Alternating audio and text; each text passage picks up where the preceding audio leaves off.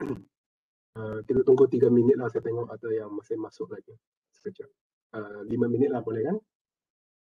Boleh, Doktor. Ke Saya tempat rasa yang... pelan-pelan ada lagi yang akan masuk. Ya.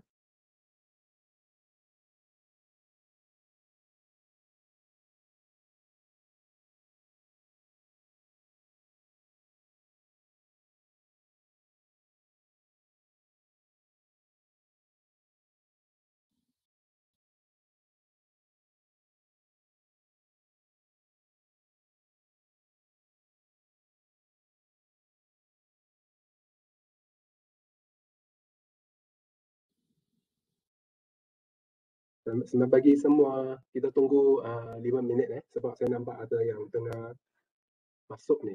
Nah, mungkin jam 9 dia baru klik itu link, lepas tu pusing-pusing. So good morning everyone. We wait for another 2 minutes, then after that we can start to have a discussion today about the teaching portfolio.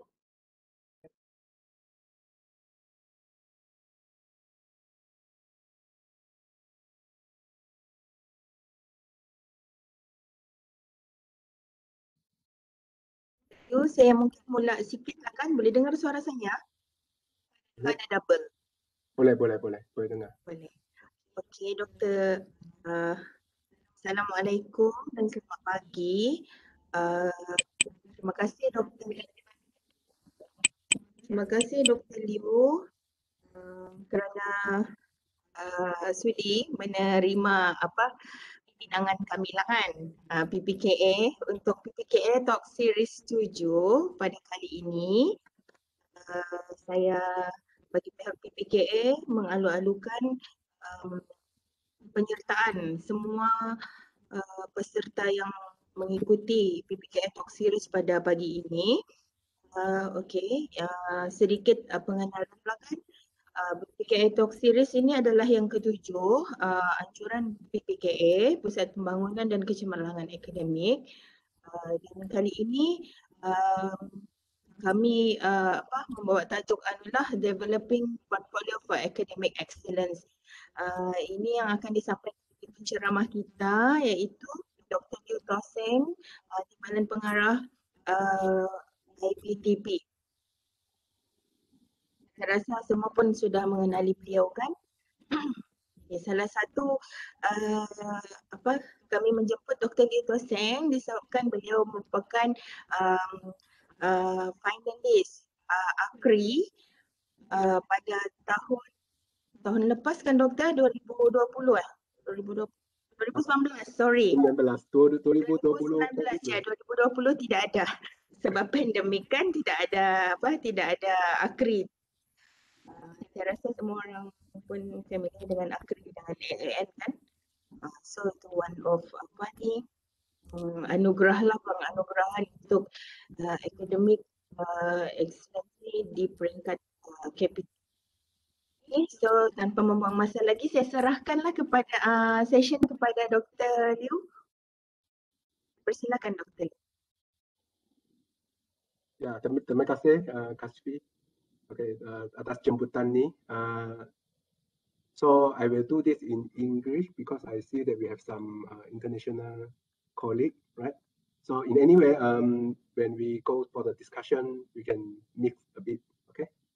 So good morning, everyone. So my name is Liew. I think some of you, maybe most of you know me. I see some familiar name here. So today I'm going to share a little bit of what I have learned in the past 3 years. And actually, I'm not the expert. I'm still learning. I'm still learning how to develop a portfolio. Okay. And today's session is not a formal session. It's not a lectures. It's not a it's not a lectures or training. It's more like a sharing session because this is a talk, right? So if you have any questions, or you can stop me any time, or you have anything you want to discuss, we can just discuss. The most important thing is not it's not about the content. It's more that to involve most of you to have a thought and think to start to create your own teaching portfolio. Okay, so now this teaching portfolio is, maybe this is the first time you heard about it. So teaching portfolio is very different from FAR kursus or course FAR. Okay, the documentation that we prepare for the MQA. So teaching portfolio is not the course FAR. Okay, so before that, maybe I do a quick survey, just do a quick one, so I can know the background of most of you and your understanding about teaching portfolio. So you can go to the chat box. The question is very short. Okay, so have you heard about teaching portfolio? So remember, teaching portfolio is not the course FAR. So if yes, you can just give me one. If maybe you heard about it, maybe you know a bit, give me two. And if you never heard about it or you don't know what is it, just give me three. Let's see. Okay. Yeah, and then this is your attendance, so make sure you reply.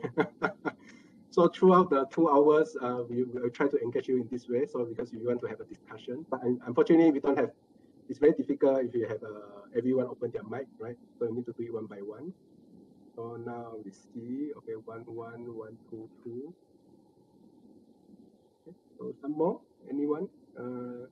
So for those who just joined, so my question is: have you heard about teaching portfolio before? And teaching portfolio is not the same as a FAR kursus or course FAR.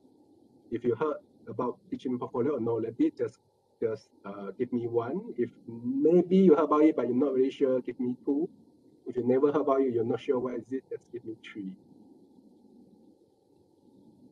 Okay.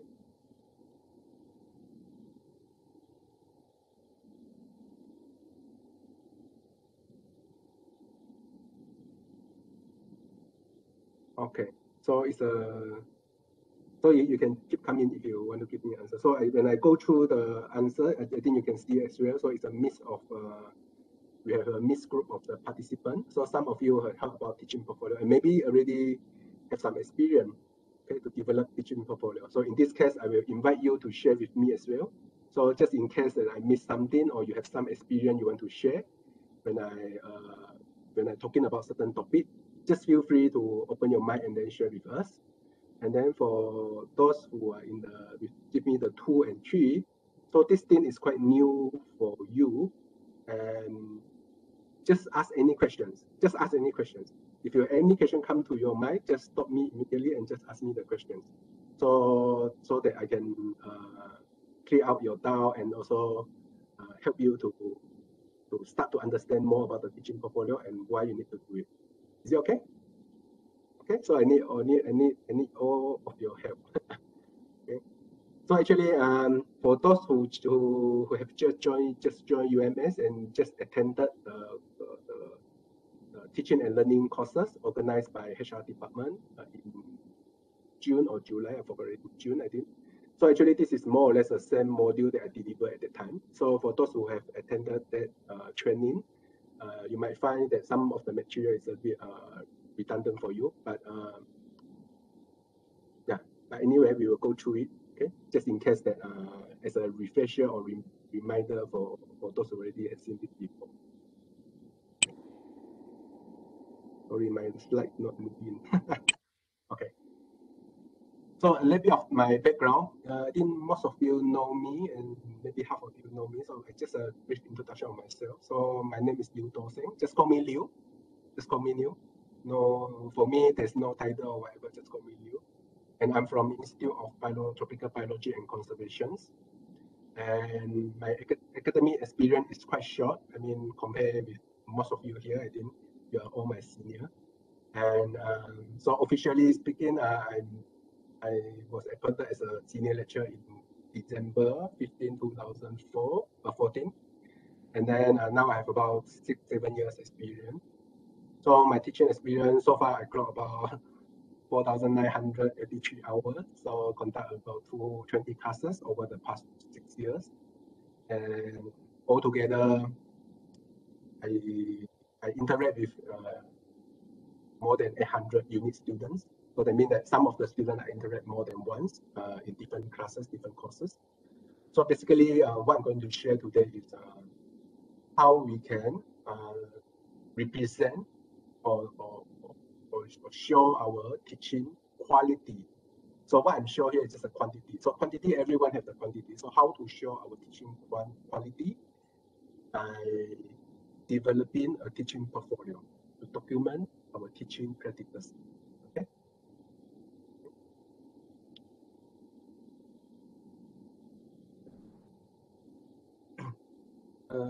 So I need someone to help me. If anyone have any question that you put in the chat box, I might not be able to see it because when I focusing on my slide, I will not be able to see the chat. So if I notice that I go too fast and I miss your question, just open your mic and stop me. Okay, so this is my teaching experience. Sorry, Dr. Liew, can I interrupt a little bit? I wonder if you have a microphone on your side because I mean, it would be nice if you can speak, louder, so your voice is much clearer. Thank you. Okay, sure. Let me see.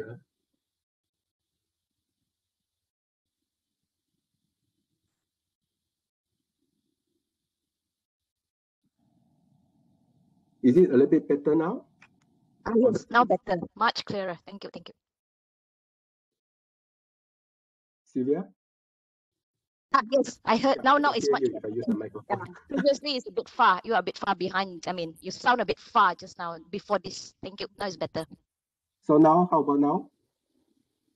Yes, now okay. Okay. So if I close to my camera, then you will see my very big face.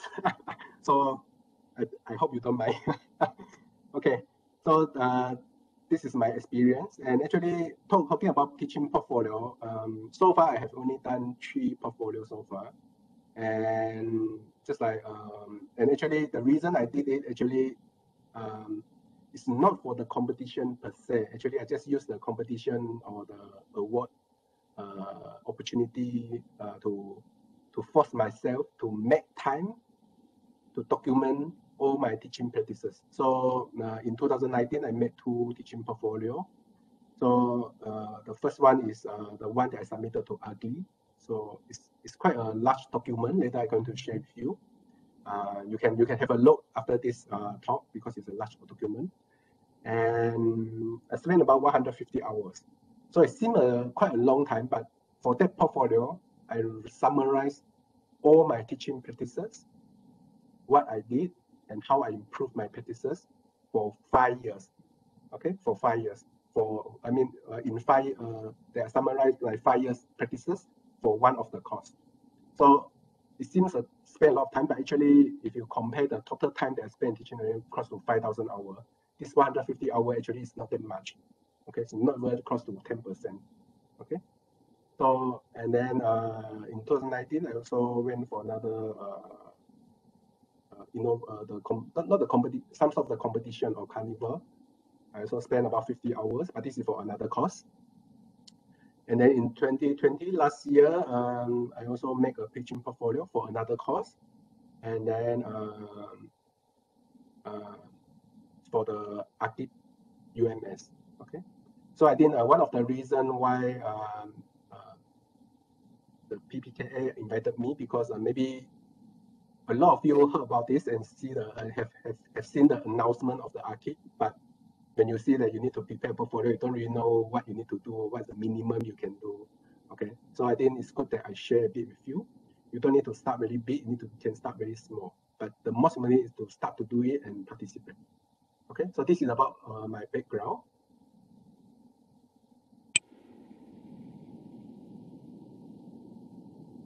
Okay, I cannot move my slide. Okay, so this is a learning outcome for today's talk. So even though I put a learning outcome, it's not a very formal discussion lecture, it's just a discussion. But through at the end of the talk, what I hope is that at least you can explain a bit, okay? Or when someone you can share with your colleagues as well, explain the importance of teaching portfolio for career development as an academic. Okay, it's for the career development. It's very important, especially for those who choose the teaching and learning path in the career path. Okay?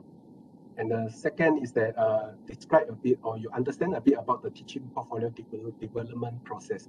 So if you Google a bit, right, you can get a lot of information about the teaching portfolio, why it's so important, and you Google, you can also see there's many ways you can develop a portfolio, and you will not find the standard answer. Okay, there is a reason. If you Google, right, when you Google and get the information from different sources, and it's very likely they are all slightly they're all different. Okay, so what I'm going to show you is my experience. Okay, the process that I'm using now, how I develop and make time to develop my teaching portfolio. And then the last thing is not very important, but I still need to go through this so that you can have some idea what are those item that you need to keep, and also you need to keep in mind. Okay, then they are needed for a teaching portfolio. Okay, because one of the important things that we need is the evidence. And usually after we done the teaching, we keep a bit of the evidence, but if we did not document it properly, after some times, some months or some years, actually you forgot everything and you lose most of the things. Okay, so I'm going to go through this in detail in the next 2 hours. Okay, so this 2 hours is very long. Actually, I have not delivered any lectures for more than 1 hour since many years ago. So the last one is a same lecture that I give in June. So if possible, I would like to interact with you so we can have a discussion, copy discussion, then your time will move faster, and also you also get most of the information that that is useful for you. Okay. And later I'm going to share this PowerPoint slide. So here there's a lot of reference. I'm not encourage you to go through this reference. Okay. So because if you go through this, you need to spend a lot of time, and you think that it's so demanding to develop teaching portfolio. So rather than go through this reference, you can keep this whenever you need, or you have some question, or you have some problem, you can refer to this reference. Okay, this can be useful. Of course, you are welcome to contact me directly, so I can point to you which are the reference that you need to go through and things like that. Okay. So the idea is that after these 2 hours, at least you can have some basic understanding what's a teaching portfolio and can start to do it. Start something very small. Okay, teaching portfolio is a very big document, but it consists of many small building blocks. So you can do it brick by brick, one by one. Okay, throughout the time. Okay. So before I go through the content, so maybe I need to explain a bit the glossary, okay? Because when I use this term a lot in the subsequent slide, I need to make sure we have the same concept and understanding about some terminology, okay? So first, when I talk about teaching and learning, so it's not restricted how a lecturer teach in the class. It's more than that. So when I talk about teaching, it's including the learning activity of the students, your instructional designs, the course development, including the content, the processes, okay, and also the supervision, including the PhD, master supervision, undergraduate supervision. So this is what we call teaching. So teaching portfolio is not only a subject, okay, that you teach in the class. It's more than that. Okay. And the second thing is about the scholarship, because I'm going to mention a bit. Okay, scholarship here doesn't mean the money as this one. So what means scholarship? The quality of a scholar.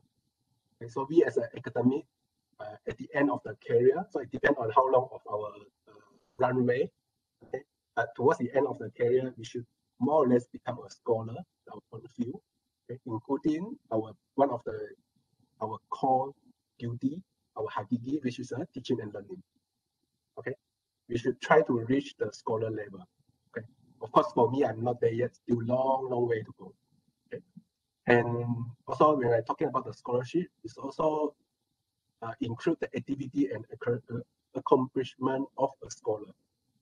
Okay, so later I'm going to go through a bit more, and also the sum of the knowledge that accumulated by us. Okay, so for us, for the another core duty is the research. So for this one, it's very straightforward. Okay, so in terms of the research, we are what we publish, as simple as that, right? So it's a proof of our effort in creating the knowledge and also creating the new knowledge. So how about the teaching and learning? So that's the reason why we're going to talk about the teaching portfolio. Again, for every one of us, we start after we get the PhD, we become the lecturers. Actually, we are just a novice. We don't know anything. We are not a scholar yet. After the few years of the practice, and we more or less become professional in terms of teaching, in terms of research, in terms of services, and things like that. And then at the end of our career, most of us will reach to the status called scholar status. Okay. Then the next thing that I'm going to talk about is a portfolio. What is a portfolio? So portfolio is a collection of work examples. Okay. So it can be a document. It can consist of document, videos, audios, and so on and so forth. It can be anything. So this is the outline for today. So first, I'm going to share with you my understanding about the importance of the teaching portfolio for an academician. So I need to emphasize this. Okay, it's my understanding. Okay. Okay. And then the second thing is the development of a teaching portfolio. So the processes that I'm going to share with you.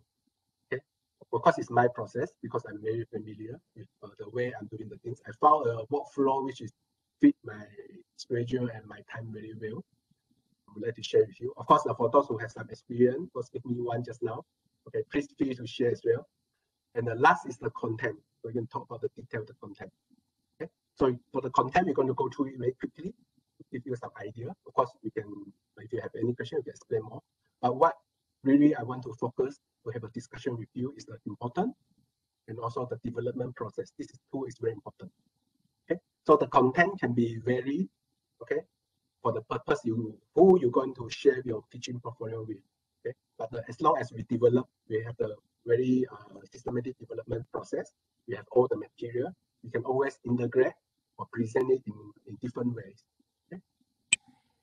So first is the importance of the teaching portfolio. Okay, for an academician. And I think so I will encourage you to go through this. As an academic, I think most of us, when we join university, we don't really have an idea, right? What it means by, what is the end of our career? We know that at the end of the career, professional or whatever, but what we need to do, okay? How good we are need to be, okay, to achieve to that level, the scholar level. So the first thing is, so this is a very good document. So this is a first document that really systematically describe, okay, our task as an academic, okay, in university.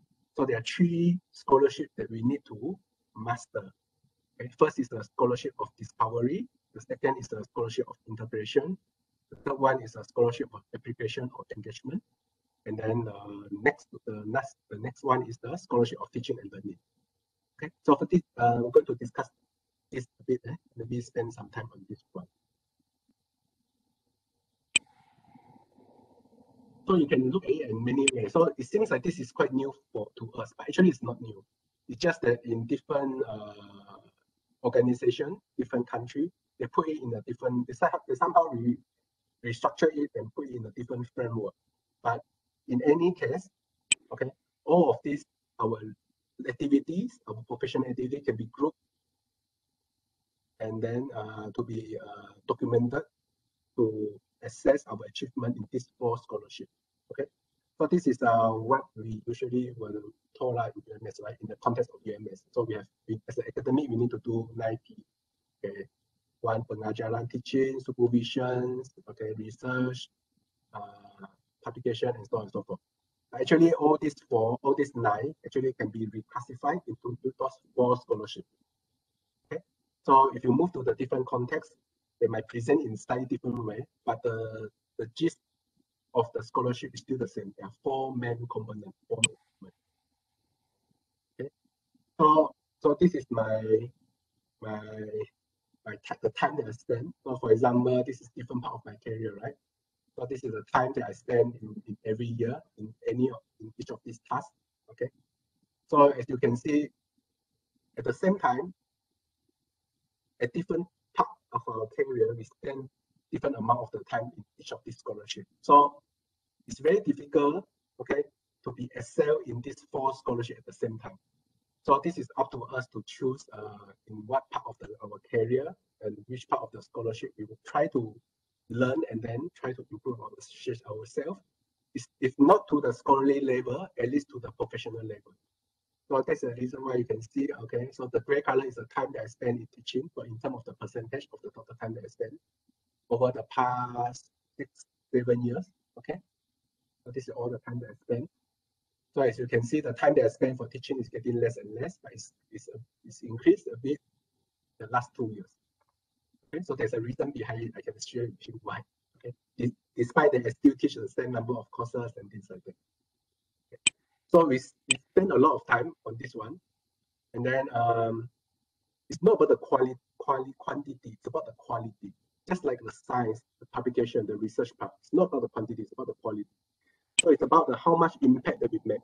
So after spending so much time, right, how much impact that we make in each of the 4 scholarship in our own discipline.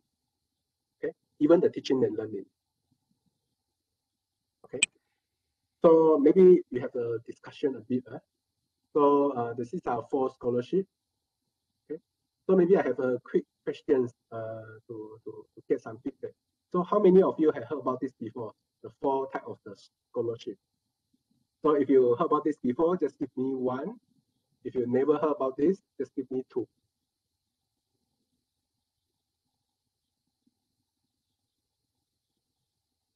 How many of you who have heard about this scholarship, this 4 types of scholarship? If you heard about this, give me 1. If no, then give me 2.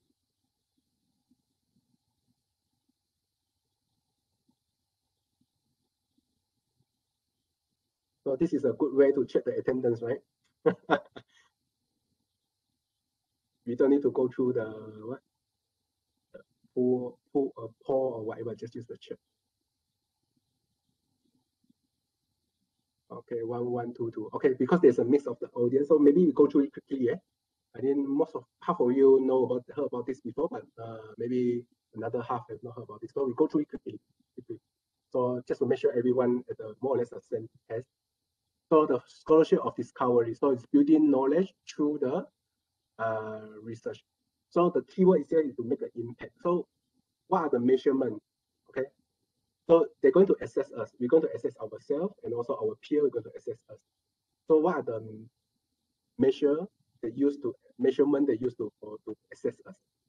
Any input? Anyone? Publication. Okay, publication. So this is one, right? The scientific publication. Okay, correct. Okay. So of course, this is about the measure impact, right? Publication, there are many types, many label and things like that.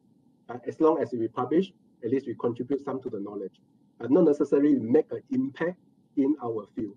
So this is why you need to always improve ourselves and then submit to the good journal to get the good feedback so we can improve ourselves over the times. It's not, and then I know that now we're talking about Q1, Q2. Okay, Q1, Q2 is just a in-text, right? But what is more important is the quality. Okay, it's not too much on the Q1, Q2, but if you publish a good work, most likely it's published in the good journal. The good journal most likely is the Q1 journal or Q2 journal. Okay, but it's not about the Q1, Q2 that we're going to be assessed by other people. No, it's the exact contribution, the work that we've done. It's not where we publish. Okay, but if our work is very important, for sure you go to the Q1 journal. Okay, so this is just occasionally there are more, but this is just one of the example publication. So the scholarship for integration. So this one is a bit the classification is a bit vague. So it's an interpret and also making a connection and synthesize the knowledge. So this is slightly different from scholarship or discovery. For scholarship or discovery, we just focusing in one field, but somehow in the knowledge or in science or in knowledge in general, the knowledge then is not a it's not a very narrow concept. Okay, so each of the knowledge is integrated with each other. So that's the reason why to a certain level, if you achieve the good scholarship of the discovery to a certain level, we will start to work with the other researcher, okay, from other field to integrate the knowledge and also the technology and our knowledge and skill. Maybe we will move our science, okay, in our field to another level. Okay, so this is also through the publication and also collaboration, same thing, more or less. And then the next one is application and engagement. So this is what UMS is emphasized over and over again. It's a university for society. What does it mean? Okay, so if we, sorry, I go to close the window. So for this one, so it's not about the activity that we're doing. Even though we want to engage with the society, we are the scholar, we are the academic in the university. We can do a lot of the activity, but we need to document it, okay, and then measure the impact. Okay? If not, then actually there's no difference between us and also the pegawai in the Jambatan Khidmat Sosial, for example. So we are the scholar. So in this way, so there are many ways you can measure the impact. For example, if our involvement, our work that related to the research as well, they come up with a policy, okay, and the policy have made an impact to change the people's life. Okay, so this is one of the examples, the measurement. Or maybe we not to that level, but we still need to produce a portfolio to document what we did and measure the impact. So there's a systematic manner how we can do that. So I think the Pusat Jaringan community, right? They have the guideline, so they can classify your activity that involve the society to which level. There's 1 star, 2 star, 3 star, 4 star, 5 star, right? So for this kind of things, right, the quality at least 3 star and above. If you have a 5-star activity, that means that actually you can publish a paper from that activity as well. So as an academic, we still need to publish. Okay, and then the last is the scholarship and teaching and learning. So for the 3 that above is quite straightforward, right? We know how we can measure it. How about this? How to measure the impact? It's not about the number of hours. Everyone have the hours, right? It's not about how many class that I teach or how many students that I have interact with. Okay, as I shared with you before, our teaching experience, I share with you my teaching experience. So the only way to measure it is there's because unless you are from the education background, okay, and your scholarship or discovery also related to the scholarship or teaching and learning. If you conduct research on your own practices, okay, if you from the teaching background. So basically, if you are from the teaching background, teaching education is your expertise, then this one is quite straightforward. Okay, for most of us, we are not from the education background, so we need some other things to show that our quality in our teaching and learning. We can try to write a paper and do a small study on teaching and submit to the education journal, but it's very, very demanding. It's not easy because we are not from that professional. So the other way actually is to produce a teaching portfolio. Okay, a document that keep all the record and also document our growth as a academic in terms of teaching and learning. Okay, so we're researching teaching and learning, but not on other people, but on ourselves. So for most of us, okay, they're not from the education background. Okay, right? So I think it's okay. We can move on to the next one. So here I'm going to share with you some key elements. So why the teaching portfolio is very important. So actually these are the exercise that we did last session with the new lectures. So basically you can just Google a bit, you get all the answer. So I will not repeat this, okay? And what I'm going to show you is to highlight a few key elements, very, very important key elements that we should not forget. Okay, so this is a very, very important. So what is a teaching portfolio? So teaching portfolio is a self-assessment. Okay, it's unlike the journal publication. Okay, unlike journal publication, when you finish your research, you submit to the journal, they will go to the peer review. Other people are going to assess our work. But for teaching portfolio, it's our self-assessment, okay, of our achievement and growth. There are 2 things, okay. So first, maybe not to talk about achievements, talk about the growth. So you need to show that we document how we grow from a novice to a professional and finally to a scholar. So this document is not a fixed document, it's involved. Okay? add on more and more. Okay? And it's a self-assessment. So there will no one give you A, B, C or something like that. Of course, if you submit your portfolio for the competition or whatever, they will have the rubric and criteria to give you the marks. But the mark itself is not important. So the mark is self-assessment. It seems very easy, right? It seems like, oh, do the self-assessment. Actually, it's very difficult. More difficult than to produce someone and ask someone to assess you. Because you don't know how to do it, how to assess. Correct? And somehow it's quite a scary thing if you start to assess yourself, okay? To look back what you have done, whether good or not, okay? It's about the growth, and so the growth can be many things, okay? So it's not limited to the course that you attended, okay? But also, for example, you get the feedback from the student. Let's say this semester you get the feedback from the student. Maybe half of them say, yeah, your class is very boring, okay? So we need to grow, we need to improve ourselves. So we need to document how we improve ourselves. And if the next time we show some achievement, now rather than half of the student, maybe just 10% of the students find my class boring. So I have achieved something, and I need to document how I achieve it. So the documentation of the growth is very important, how I achieve it. Maybe I get some tips, I use some tools or whatever. Okay? So it's a record. So the teaching portfolio is to document everything, but everything starts with small things. So it starts with small problems. So just an example that I give you, right? Half of the students think that my class is not interesting, boring. Okay? Maybe there's sometimes it's about the assessment, it's not about the delivery anymore.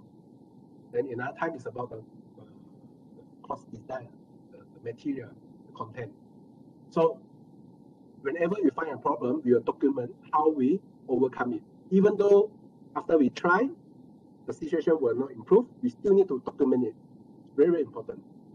Okay. And then the second most important keyword that I want to share is the reflection. The reflection. So this is a difficult part. Okay. We need to have a reflection, but how we start our reflection? Okay. You need to start somewhere, right? The trigger that at some point in our teaching practices trigger us think that maybe I have to stop and think again whether what I did is correct or can be improved. Okay, so we need to reflect our teaching and also improve the teaching quality. Okay, so this is the first thing, improving the teaching quality. So there are two triggers. That is from my experience. First is from your colleague or your superior, you got the program or whatever. When you get the PKA 7, the mark is so low to a certain aspect. Okay, so this is a point when we can start to think. Okay, it's time for us to do a reflection, right? And another trigger is from the feedback of the student. Okay, from the feedback of the student, that is very, very useful. So if possible, we want to get the feedback for everyone. No one should be left behind. Of course, our student is very diverse. It's very difficult to make a course that fit everyone. But this is our job. We keep trying to make sure our course can accommodate as many as possible to help them to achieve their learning outcome and to improve the teaching. And at the same time, reflection is not enough. At the same time, we also need to share what we reflect. Okay, the mistake that we made, what worked, what didn't work, to our colleague, to our surrounding, to our student, So we need to share our practices. Okay, so the teaching portfolio also is, for this purpose, the teaching portfolio is like a diary, our diary. Okay, from time to time, when we see our colleague facing the same problem, we should share with them. Okay? Just like what I'm sharing with you, how I did the teaching portfolio, what is important, same thing. We need to share. It's very important. Okay? Even though it's a self-assessment, we should not keep it ourselves. We need to share. We need to talk about it. Okay? I know that this is not commonly practiced in our environment, in our context now. And we discuss about the teaching issue, but mostly is in the academic meeting. We talk about the procedure, processes, and things like that. But we never talk about share our practices. I cannot use name. Some of you did that, but very rare. We don't have that culture. And then the next is most important thing is the evidence. We need to keep all the evidence to show the proof, to show the growth, to show the achievement. It's very important. Okay, keep the evidence. We need to prove. Okay, we are the scholar, right? We are not YouTubers, so we cannot simply say our experience, this, that, it's not in the Facebook relatively, but we still need to keep all the proof. Okay.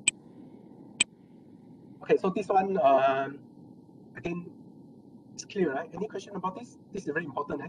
Maybe I need to stop a bit and then start to ask some question. Any question about this? Okay. So, Liew, yes. this is Farina. So when you want to reflect about the reflection, then about the reflection, do you have like a set of questions that you know what's the best question to ask yourself? Like I bet everyone have their own way, kan? But then if you could share with us at least, you know, the kind of question that you keep asking yourself, and how do you know the limitation? Like when are you going to stop asking? You know, no one is perfect, right? Yeah, Thank you. I just share with you what I know and my practices. So basically what I'm trying to do, right? I first will identify a specific problem in my teaching. Okay? Okay, specific problem. So actually for this one, right, you can just Google a bit there. Actually there's I don't have that in my mind, but if you Google, right, how to do a reflection, there's a step by step. So you just follow the step, make sure you go to finish the process. Actually, you are done, more or less. You can Google a bit. I don't have that in my mind. But for me, what I'm doing, okay, I start with the problem. Then after that, I analyze the problem. So let's say students say, yeah, this final exam, this question is so difficult. I don't know how to do. Maybe not one, but many of them say the same thing. They need to analyze what is the problem. Okay, maybe it's because I never teach it before, not enough time. So I have a different possibility, different hypothesis. After that, I collect the evidence to see. So when we do the reflection, we should separate our practice from us. We need to be the third person. Okay. If not, right, we should not question ourselves, but we question as, okay, when there's a problem, actually it's from our practices. So this is done. Okay, that's a problem. And we need to step out from that, look at it as a third person, and then start to question. Okay, try to identify what is the problem. So this thing is a bit difficult if we just start to do that, because yeah, I know, I mean, it's very difficult, right, to reflect. I'm not good at problem, something like this. But yeah, I think you can try some guideline to show you step by step, because the reflection is not the practices that is very specific for teaching. No, these are the practices for many different professionals. Even in the medical doctor, they also have the practices to do a reflection. After every case, they need to analyze what is the problem, any treatment or any procedure that is, whether it's correct or not, what else can be improved in the future and things like that. Yeah. Okay, right, Farina? Dia macam postmortem lepas kita buat some sort of project lah juga kan. But then I guess maybe we also need some a colleague, a mentor to also discuss about this and exchange ideas and things like that lah kan. Yeah. Please remember. So actually you remind me, okay, when I start to do that 3-4 years ago, when I just started to do that, I know there's a problem. I analyze it, but actually I don't really know actually what exactly a problem, right? What else I can do? I try many things. So actually what you said, correct? So usually I will refer to those more experienced senior, and it's even better if you can refer to someone has an education background. Yeah. So maybe they say, okay, for example, same example that I give, maybe the most half of the student think that my teaching is boring. Why? Right? So after that, I try to improve my PowerPoint, make it more colorful, not many tests, make it shorter and things like that. But still, half of them think it's boring. Why?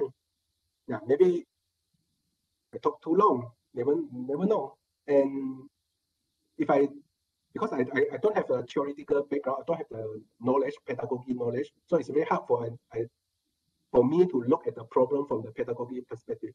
So maybe I should talk to someone who's a pedagogy background, those professor in education, things like that. Share with them about your problem. Maybe they think that, maybe you give too much information for the student. There's a thing called cognitive loading. You put too much, they cannot pay it anymore. And after that, you learn something new. Cognitive loading. What does it mean? Then you start to researching, you read some paper, you talk to more people, and then through the process, you will learn a bit more, something new, right? And you know a new tools that you can use to improve the situation. Okay, so this is just one test. So just imagine if you do that for the 5 years continuously, non-stop, and every single student that who are interested with you give you the feedback and you try to improve. I can say that after 5 years, you are more or less a very, very good teacher already, good educator, because you already fix most of the problem that you could face by any lecturer, right? I mean, the problem is the same problem, more or less, even though different class, different lecture, different student. Yeah, same issue. Okay, thank you, Farina, for your question. It's very, very good question. Very important. Yeah. I missed that one actually. Okay. Any other questions? So there's no question in chat box, so I just go on. Right? Okay, now I want to ask you a question so you can answer in the chat box. Okay. So just answer this question. How much experience do you have in teaching and learning? How much? Okay, just give me an answer. Just write in the chat box. Give me an answer. In years, is it? It's up to you. It's up to you. It's up to you. What is this? It's tricky It's up to you. question. Yeah, just imagine this. I mean, anyone can ask us this, right? I mean, we are the academic, right? Just for example, that last week I went to KPJ, go to hospital. Not a big issue, a small issue only. And meet a specialist. Then he asked me this question: how much is what you did for your job? I said, I'm a lecturer. Oh, how much experience do you have in teaching and learning? I will start to think, how much? So just answer. I will see what is your answer. How much experience do you have? Hi, Dr. Chan, you are back, Siuli. 8? Do you mean 8 years? Just put the whatever, but you need to have some unit. Okay, 8 years. Okay, maybe 4 years, 5 years. 3 course. Yeah, 3 course. Yeah, can be a unit as well. Liter. Okay, it's lesson. 5 years, 5 years. What else? So now I have maybe less than 10 reply. So some of you now is thinking, right, of the 70, 25, yeah, good. So it can be 3 course, is a valid answer. Little experience, a lot of experience, also a good answer. 4 years in teaching, 7 years in learning, also a good answer. Okay. Not enough. 10, 6. Okay. Okay. Okay. So maybe we use those which is more quantitative. Okay, little, a lot, also a valid answer, but we use the more quantitative answer from you. So some of you use years, right? Okay. Some of you use how many courses, correct? Okay. So for example, if I use years, I can say I have 6.5 years, close to 7 years teaching experience. If you talk about the courses, the classes I have teach 3 courses. If you talk about the classes, 20 classes throughout these 7 years, correct? Okay. But the most important thing is I share with you one concept.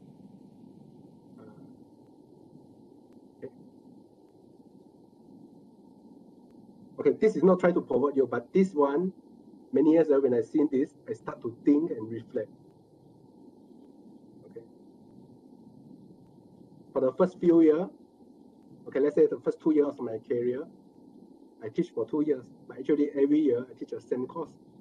And the year that I teach and compared to a year before, there's nothing changed.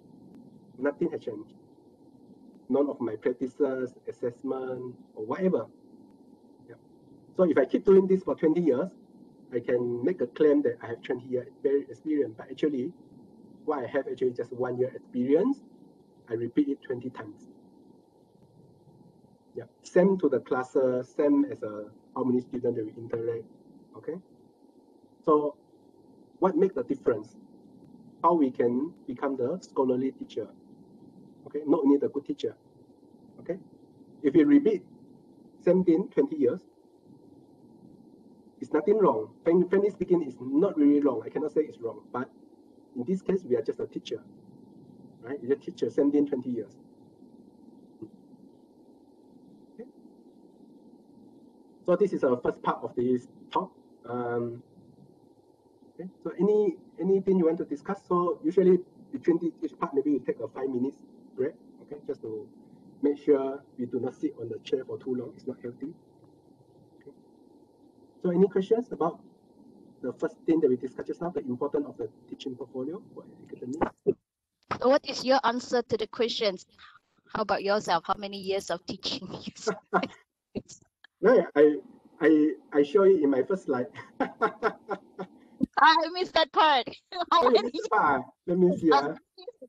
This one. Hey, wait. This one. 7. Yeah. What was that? Sorry, my eyes. 6 years. 7 years. Almost 7 years. Yeah, 7 years. So altogether 4,988 hours, 20 classes. Of course, 3 courses, 882 unit students. Some of the students interact more than once in different subjects, different course. And then the experience that they are documented in the teaching portfolio is this. That's all. Right. So it's very, so that's the reason why people will use hours. These are things that are very easy to quantify. So if you want to know more what I did in that 5 years, how I improved myself as a better teacher, then you need to go through my portfolio. This is document for everything that I do, right? This is exactly same as a research. Maybe you think it's very different. No, it's the same. So nowadays, for the research, let's say scholarship of discovery, how people assess us, how many papers you publish in Scopus, how many Q1, Q2 journal, what is the impact factor, what is your citation. This is all about the quantitative about this, right? But actually, how good we are, what are the impacts that we make, we really need to go through the paper, okay, those very good ones, from our research, from our contribution, and read through it. Only then we know how much of the contribution. Same as the teaching as well. So we can quantify in this way, but if you really know, we really want to know how good of that person, okay, then we need to go through their portfolio and then just go through it. It seems like a lot of work, but actually it's not. Later I can show you a few examples from other people, those academic, Anugerah Academic Negara winner. So they document their teaching for 20 years in 150, 200 pages. That's all. Yeah, I noticed that you put a very interesting thing. You put 882 unique students, but these students they just go through your course, right? I mean, like what they become at the end is actually a combination of like courses or experience that the students went through. So can you, I mean, just because the students go through our course, that one course, we can claim them as our unique students? I mean, because we cannot really, we can only assess them based on that course. Yes, but not the overall final achievement in terms of the program that they have achieved. Because usually when we say achievement of the program for a student is about employability, right? So I do not know how does that tie in with our sort of teaching portfolio? Yeah. This is a very good question. Yeah. So so usually when we develop a teaching portfolio, because sometimes, right, after we finish the teaching or the student graduated, actually we don't have anything from there anymore, correct? So how we can know this? Okay, so the first thing is usually when we do the teaching portfolio, we really focus on the course and learning outcome. So we measure the learning outcome, whether student learning outcome has improved compared to the last cohort. for example, okay? Or maybe in one course, in that particular cohort, you have the question that you ask during the midterm, okay? That you try to assess the learning outcome for another one learning outcome, and you see that most of the students did not, they did not too well, for example, okay? And after that, you do some additional effort in your teaching method, or you revise or whatever. Then after that, in the final exam, you test the same learning outcome again, and you see that there's an improvement. So basically, we should start something small, which is manageable. We start to do it in this way. Because what happened after the class or after even they are graduated is very hard for us to quantify. Okay, but it's also very, very useful sometimes. So now I can show you, I know there's an 882 unit student, right? So that means that I have their contact number of all the 882 unit students, provided they do not change their phone number or email or whatever. So if now I still can, if I need information, I still can contact them. For example, I can make a Google form or call them one by one to ask, hi, how are you doing? So from the discussion, or you can ask some specific question to see whether your teaching really leave an impact on them. Yeah, you can start to do that. You will be very surprised. They do not. Yeah, sorry. Yeah. Sorry, I'm sorry, continue. But I just wondering. No, it's okay. We have to keep contact with them. I mean, like I mean, for as long as we can. Is it the students? Not the very frequent corresponding. No, it's not every day contact. No. But I just keep all the contact just in case I realize something that after teaching 5 years, for example, let's say I teach GIS, okay, Geographical Information System, teaching how to make a map and things like that. Then I need to know. I want to know, hey, whether what I teach. I mean, what I teach them 5 years ago, those students, it seems like they did quite well during the assessment, during the course. Whether this what I taught them are useful, or maybe they are still using, or maybe they learn more based on what I teach them. So if I want to know this, I can immediately go through my list and then call them to get the answer that I want. This is to help me to do a reflection. If they say, yeah, during that time I remember that now I forgot already, then I can ask more. Why? Maybe my teaching method is not that impactful, cannot leave a bigger impression on you, or it cannot stick to your small brand or whatever. So this is how we can do that. Yeah. So far I have not done that yet because I only teach for 6 years, so I need to wait a bit longer. And I only start to do that three years ago. So I will do that in a very near future. So these are all your students from the past 3 years, are 882 from all the courses. So this is a 6 years. 6 years. 6 years. 6 years. You mentioned about assessing the. Sorry, I have another question. We mentioned about assessing the CLO, right? I mean, like because now I think we have the OBE system, which I think is quite good. Although it's a bit confusing initially, but it's kind of helpful to put things into context. But I just wonder, because the OBE system or assessing the CLO is based on the exam questions actually, and every year our cohort, some of the questions we repeat, but some of the questions you don't repeat, right? Exactly. So how can that be fair to sort of like give an comparisons, like this cohort is, fulfilling the CLO versus the previous cohort or the previous cohort, something like that. So because of the changes in the questions, in the exam questions, and also sometimes that particular year, like for example, we have the pandemics, it changed, it pretty much changed everything 180 degrees. So yeah, I'm just curious about that. What is your take on that actually? Thanks. Okay. So, what you're saying is very correct. So basically, the context is different, right? So maybe the comparison is not that meaningful anymore. So, so there are two things you can consider. Just now I mentioned the CLO, right? So there's a learning outcome you can assess based on the marks.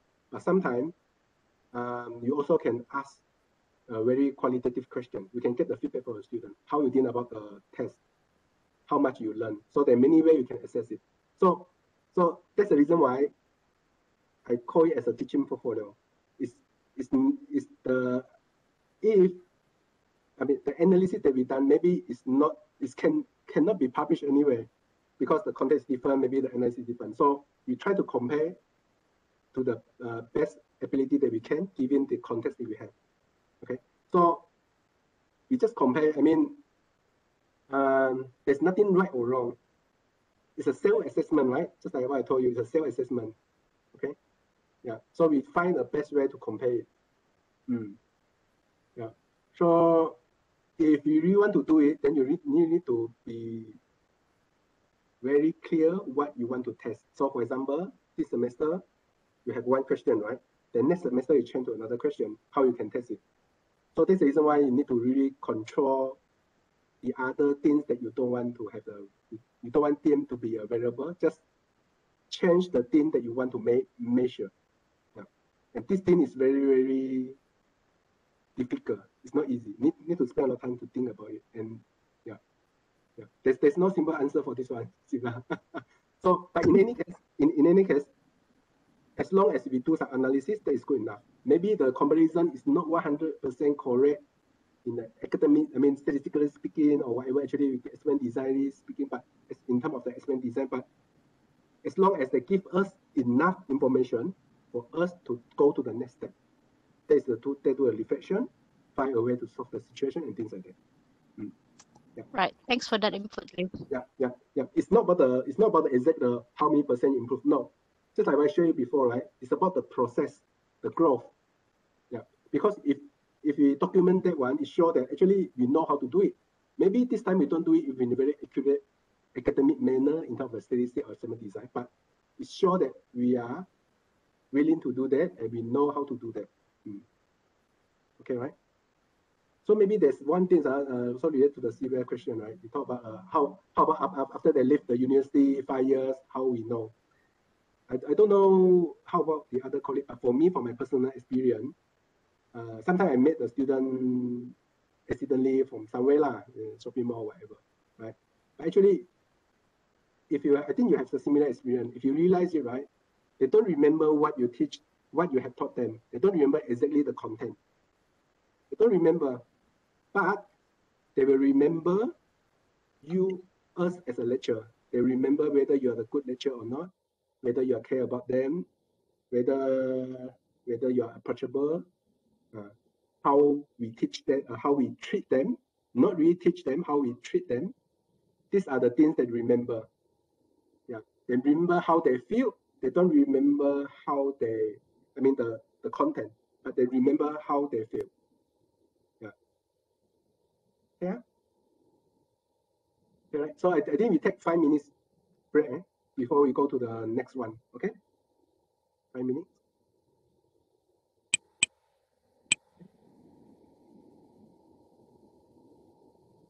We come back at 10:10. Okay, 10:10. Take a break.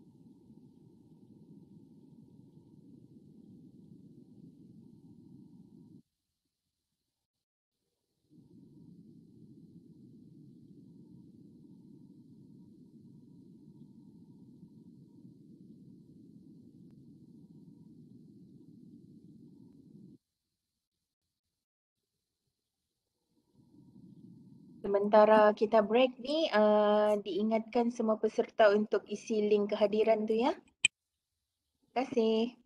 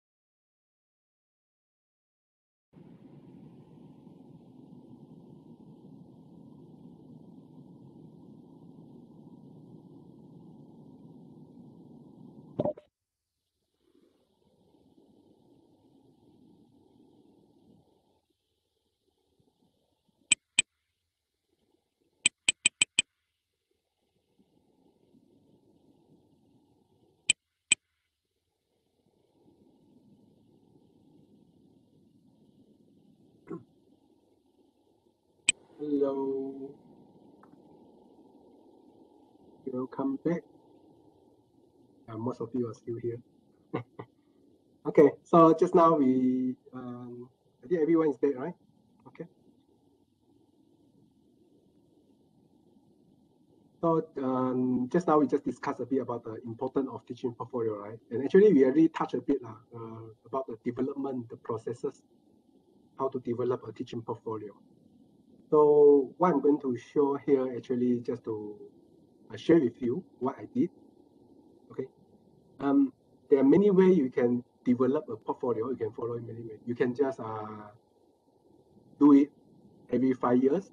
Okay, you want to summarize everything in 5 years in one go, or you can do it every semester, or even every class, every class that you have just finished. Okay, if you have tried something new, or you want to see if there are any improvement in your teaching and learning practices. So, so what I'm going to share with you is the process which is easier for you to start. Okay, so rather than to do it every 3 years, because you will going to, if you do it every 3 years or every 5 years, going to, or every year even, you are going to spend a lot of time not really to construct and think about your teaching portfolio, but actually to look for the evidence. Okay, the document, to look for the evidence that you keep and things like that. So if possible, try to do it whenever there's a need. Okay, make it very small. So just now I give you the link, so I can go through it quickly. The teaching portfolio that I shared with you just now.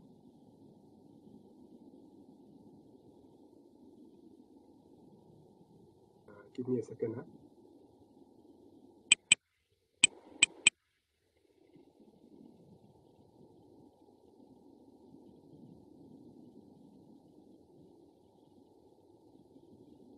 I need to open a few things. Give me a second.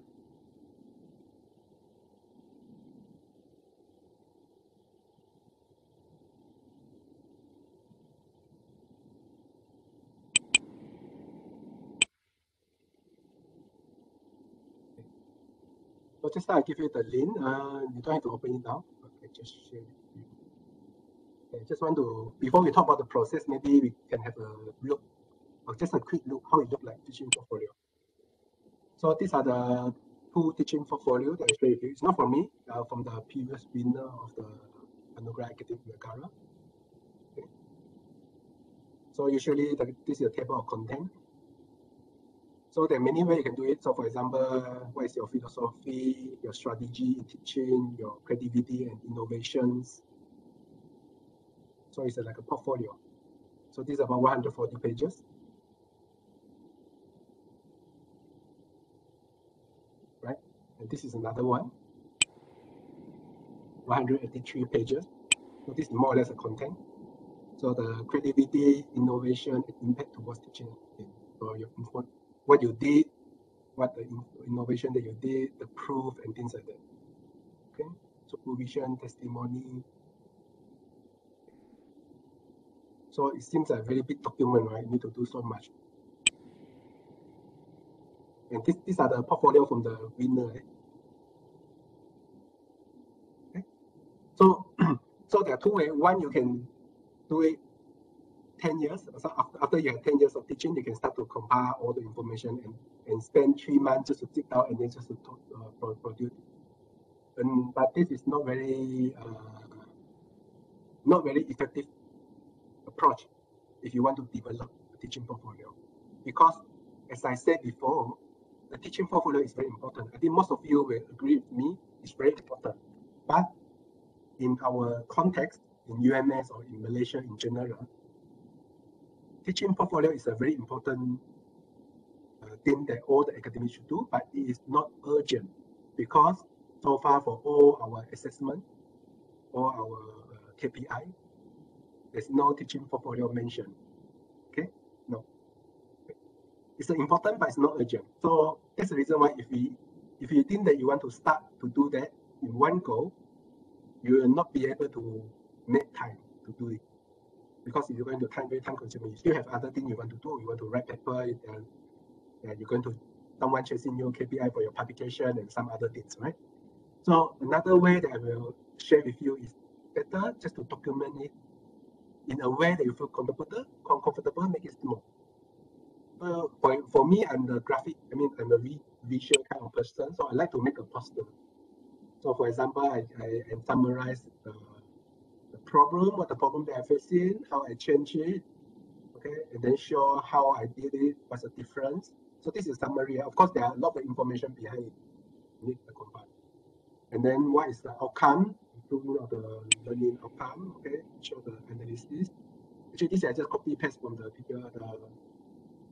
Excel that we use for the vetting, right? Improvement of the student experience. So this is PPKA 07, and then student feedback. So you can start to do this. Okay, identify a very small problem and try to fix it. Okay, because every new semester, every new academic year is the opportunity for us to improve. And if we have the time and resources, then we think that we can make a lot of the changes, maybe 10 changes in current course compared to the last year. Then you can do all the 10, right? But try not to burden yourself. Try to identify the most important issue, the most critical, which is mentioned by most of the students, and you also feel the same way. Tackle a few key issue first. After that, after we did it, immediately through the process, we document it. We can document it in this way, make a poster, simple poster, okay, at the end of the course. Or I make an infographic. So for example, the infographic that I use. This is at the beginning of my career when I still thinking that, I already tried. Whether online learning is better than the traditional classroom or blended learning is better, right? So then I document something now. So this is a traditional class in my class, how it look like. And this is online class, how it look like. So what I did, for example, at the same time, I also do some study because I don't know, right? So I need to ask some people, get some opinion, at the same time do some own reading, and this is my note. Okay. From the note, I see that, each of the face-to-face and also the traditional and online learning have their pros and cons. How to integrate them. You want to get all the benefit, right? So what I did actually, the first 5 weeks of the lecture, each of the week, I use different method. Okay, one of the week I use only face-to-face only. Then after that, I ask the student, ask them immediately after the class, whether they are very happy, not okay, neutral, not happy, very not happy, okay, not satisfied. And this is a traditional classroom, face-to-face only. Then after that, another class, I only do the online lectures. Okay, so I don't have the face-to-face class, but I record in the lecture in the video, put it online, right? Then ask the student again. After that, another week, also online, but no video lecture, just a PowerPoint. Then ask the student again. So I can compare, I can know that, maybe video is important after I compare this, right? So this is something I want to share with you. So the process I'm going to share with you is to start something small. You can do it in this way, you can do this. I'm not very good in writing and speaking. You can notice that. So actually I don't write blog. Okay. I notice that some people that document it, writing a blog or post in the Facebook to document what they are doing. So start something very small. Okay, right? So any questions so far before we go back to the PowerPoint?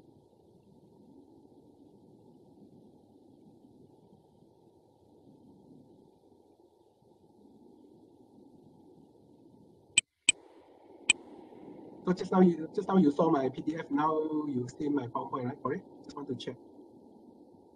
Dr. Liew, go back to the chart again just now. Very interesting work you did. Which one? The chart, the slide before. You Okay. have the one at the top is just face-to-face only, yeah? Yeah. Okay, and then you have D, E, and F. Online video, online activity, face-to-face. The highest is the one with the 3 combined. Yeah. Yeah. Online video, online activity, face-to-face activity. Or activity face-to-face, they don't really like compared to lecture, online activity. Actually, it depends on the what activity that we are doing. During that time, actually, the activity is just yeah. They don't like. They don't like. Don't like. So if online activity and face-to-face lecture without Okay. without online lecture, they like the online lecture videos lah. They can review it again and again, I think. Yes. To look deeper into this one. Yeah. It's good. Thank you very much for sharing. Yeah. So these are just very simple. So actually, to do this, right, you can. It's not going to you're not going to feel that it's very demanding actually. But this thing is just slowly keep all these things. So after 5 years or 10 years, okay, then you have enough material to put them in the context, integrate them, and then make a portfolio. Okay. So now you see my PowerPoint, right? Just to check, make sure. Okay. Yeah, this all. So okay, before I go to the PowerPoint, because I just a few more slides left, it's not many actually. So I want to ask questions, just to check the attendance as well. So just look at the chat box as a question. So after we're talking about the teaching portfolio, and I share a bit just now, right, a bit of the process. Do you think you will start to explore and creating your own teaching portfolio? If yes, just give me 1. If maybe, give me 2. If no, give me 3. It's okay. No problem. So what it means start is to start, maybe start next semester, the coming semester. Yeah. If you think that you don't want to do it yet, maybe that means no, just give me 3. Yeah, just answer. Liew, does it have to be always on the paper? Can we do, something like a video to document all of this? Because, like sometimes writing, a lot of people, maybe like me lah, particularly, I don't really like write. I have the idea, but to summarize it in just, like a few sentences and things like that, maybe this is my suggestion. What instead of you reflecting yourself on a paper, buy a like a small voice recorder or you can use your phone, just like, okay, today I have a problem this and and then after some years, then you can go back. Well, I'm not sure if you're going back kan, tapi yeah, so I think I'm going to do that instead of like writing lah. Like, yeah. Of course. I mean, yeah, that is a good way as well. Sometimes I did that as well. Yeah, sometimes I did that as well. Yeah. Of course. Yeah, just document it. That's very important. Yeah. Okay, so I think most of you think maybe. Yeah, good. Yeah, good. Okay, so we can go on. Okay, we can move on. So development of a portfolio.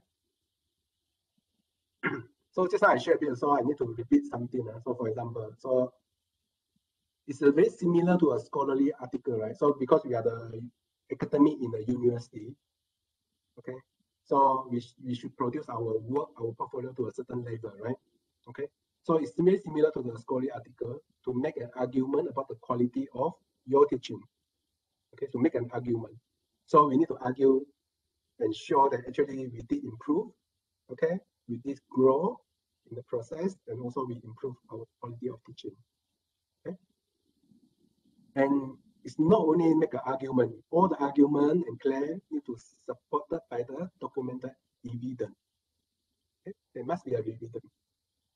Okay. So later I show with you, I share with you what my example. I can show you the portfolio itself is not very big, but the evidence is a lot. It's a lot of evidence. Okay. At the same time, even though we are not from the education background, okay, but we are doing the teaching, right? Just imagine we never go to the medical school, but now we go to the hospital, we are asked to treat patient, right? Actually, this is what happened in most of the university, I guess, right? So it's also very important that when we do the reflection, when we make the argument, right, and when we improve our teaching, we need to base on some philosophy, underlying theory, concept, and modules in the education, pedagogy, delivery, assessment, and so on and so forth. Okay, it cannot simply that I think that this is the right way, so I go. Okay, that is okay at the very beginning, but through the process, it's also very important to read some academic publications. So we know exactly the context. Okay? So we will not go a bit round and back to the same point. So if we did some literature review, just a quick one, find some good article, and then read through it. So we know that which direction can we go. At least there's a guideline, there's a theoretical framework. Okay? And then just now I show you, right? Just one example that I have. Usually in one class, I do this, right? One by one. Of course, all these things, after many years, maybe you have 100 of them. Okay. So the challenging task actually is to integrate them. So there are many ways you can integrate them. So one way, maybe you can all the things that we try to improve, that we documented about the assessment, and put it in one category, put them all together. All the things that we did, small building block, the poster and also infographic that I show you, are those building blocks. And also you have the evidence, you put them together in one category. So this is about delivery. Another one is about curriculum design. Okay. Then after that, you need to go through this, okay, all those building blocks and try to see what you have done. What are the major changes that you have made? Okay. Maybe before this, you are the you are the belief of the behavioralism, right? The way we teach. Okay. Maybe throughout the process of the fire, if you look at those building blocks, you see that you slowly transition to the teacher that you believe about the constructivism. Okay, so this is what it means. So all these things need to be converged and integrated, and there must be some underlying theory and concept. Okay, actually, this will take a lot of time of reading and also the reflection. Okay, and this also when we really need someone who has an education background to guide us. Okay, to give us some shortcut to tell us, okay, actually, rather than go through the entire textbook about assessment, they can tell you, oh, okay, what you did actually is about the authentic assessment. Okay, what you did actually is about this. Then you can easily put your work in a academic context, rather than just go through the textbook to learn by yourself. Okay, okay, right, this one, right? So there are many ways to create a portfolio that I show you. So later, right, if you explore the portfolio and also explore some examples that I share with you, even my own example, you will, and maybe you Google a bit, okay, you will find there are many different formats. Okay, the table of content might be different, things like that. Okay, but all of them have the same element that I showed you before, but the design is slightly different. Okay, so there's no best design. The best design is a design that you think that is the best that represent your own achievement and growth. It can be any platform. It can be in video. Why not? Right? It's your personal, whatever you are lah, you put into a record of yes. paper, video, pictures, in any format that you wish for it to be presented lah. Yes. Maybe the best portfolio they want to make is a 2 hours movie, right? The growth of Rachel as a dedicated academic in UMS, for example. You make it like a movie. Why not? I feel like that's you started early. I want to start also. I don't know where to start, and then it keeps on adding and adding. So when I look back, it's too much. I feel like overwhelming. Yeah. So that's the reason why just now I shared the best approach is that because, for example, right, like lecture also always share with me, you keep improving, right? You did so many things in one semester, one course, right? You change so many things. So if we do not document it right away, then after that we move to the next semester. Then after that, right, we don't really can find time to document it. And we feel that there's so many things we need to do in document it. So yeah, I think to start something smaller, Richard, just to document it slowly. Yeah. Actually, there's one way to document it. It's because if you put in the right thing and things like it's going to take a lot of time. So I think the Farina suggestion is very good. You can just make a PowerPoint, just narratively talk about what you did and things like that. Keep it. Okay. And one day, maybe if you want to document it in a written form in the text, you don't have to do it yourself. You can just pay someone to transcribe what you wrote, what you say in the video, screenshot what you have shared in the video, and then make a portfolio. It's also possible. Yeah. So the best design is the best that you feel comfortable, easy for you to work. Okay, you need to develop your own system, how to work, and to document and present your achievement and growth. Okay, so that's the reason why every portfolio is different and personalized. It's very personalized. Yeah. And this is where the reflection come from, right? Because everyone has their own philosophy, own belief, different context, right? So, and also the reflection also different, right? So personality also different. Yeah. So that's the reason why every portfolio is different, even though they have the same table of content. But if you go through it, right, it's very different. It's very different. So basically, it's a document that not many people they're willing to share. Maybe they did it, maybe they don't want to share because they document your growth, including during the first year, first day you enter the class, you did terribly wrong in your lecture, in your PowerPoint, and things like that. But everything need to be documented and show that how you improve. Yeah. Okay. And this document is not static, so it's document involved over time throughout the career. Okay, throughout the career. Yeah. Okay. And this is also related to the quote that I shared with you, right? Are we teaching 20 years or teaching 1 year but 20 times, right? So if you start to prepare this kind of portfolio, it somehow force you to do the reflection and then to move forward, right? Okay, so this is things. Okay, so this is just a few more points. So the portfolio should demonstrate the adequate level of the expertise in the discipline and in the teaching. So there are two things. One is our content knowledge, so our own discipline, our own expertise. Another one is pedagogy. We find the best way to deliver the best knowledge that we have.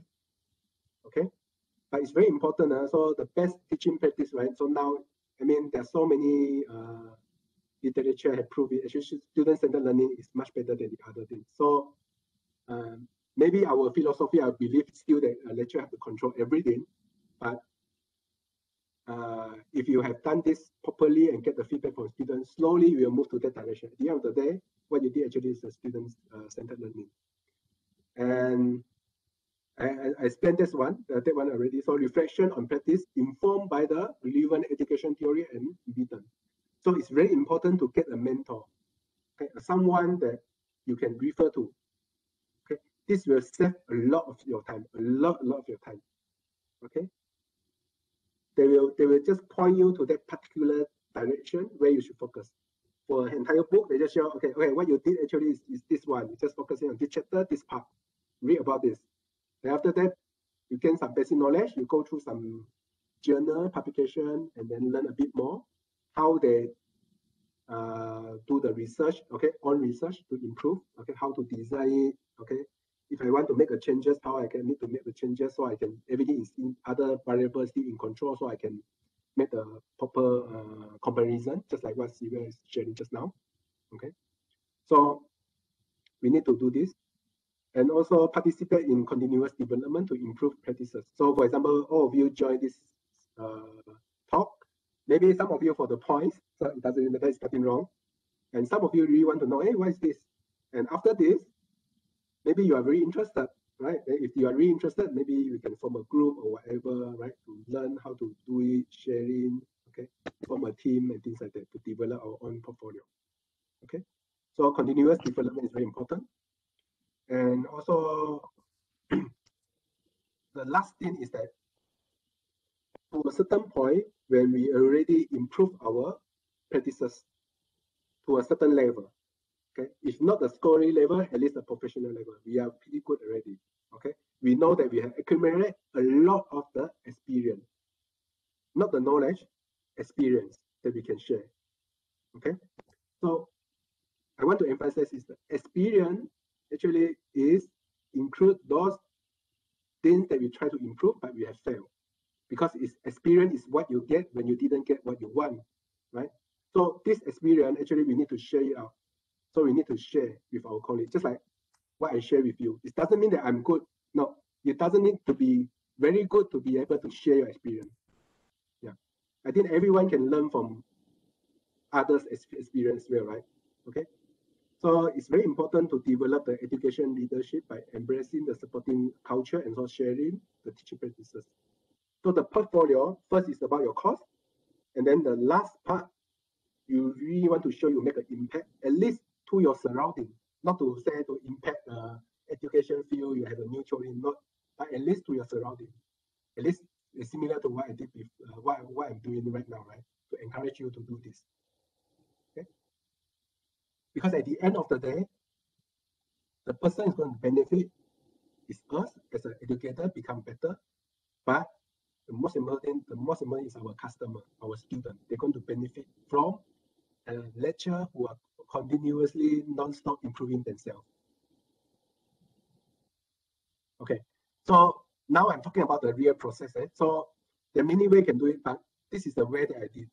So that I will not go on and on non-stop. Because, for example, I think you have the experience. Even though you don't document it, I'm pretty sure everyone had tried at some point of their career in certain course, try to improve something. I believe that everyone had done that before, just that we didn't document it. And sometimes after we try to do something, we don't see any changes and then feel very disencouraged and then feel a bit upset. Then we stop doing that. Okay. So that's the reason why we must step up. Okay. Step out of the, I mean, we need to see the things that we are doing is not us. It's not us. It's the things that we're doing. If we fail, it's just a failed attempt. It's not that we are failed. Okay. We need to see it this way. So that's the reason why you need to have some model or framework for us to go through that process. So the first thing, just like I said just now, focusing on individual case study, just one problem. If you have many problems, just one problem. Okay. Analyze the problem properly. Okay. So for example, I'll give you an example. For example, now in this talk, I have 70 colleagues, right? But when just now I ask a question, only less than 15 will answer. Then I need to think why. Maybe they are aware. Maybe they are listening, but they don't have a keyboard to key the number. Or maybe it's too boring in my class or whatever. Okay. There are many possibilities, right? So that's what we see is a symptom. Then we need to identify what's the root cause. How to identify root cause? So just now I just list a few. There are so many already. And for different causes, we need to use different strategy to see if we do this, whether we improve the situation. Okay. So that's the reason why we need to identify the root cause, not the symptom. Identify root cause. And try to, and this is hypothesis, maybe they don't have the keyboard, maybe they don't have the good internet connection, maybe they don't have this and this. Each of these is a small problem. Okay. But you cannot tackle all this in one go. No. So you really need to be talking to yourself, okay, I cannot do all this. I just try one first. Okay, for this semester. The rest, I will do it later.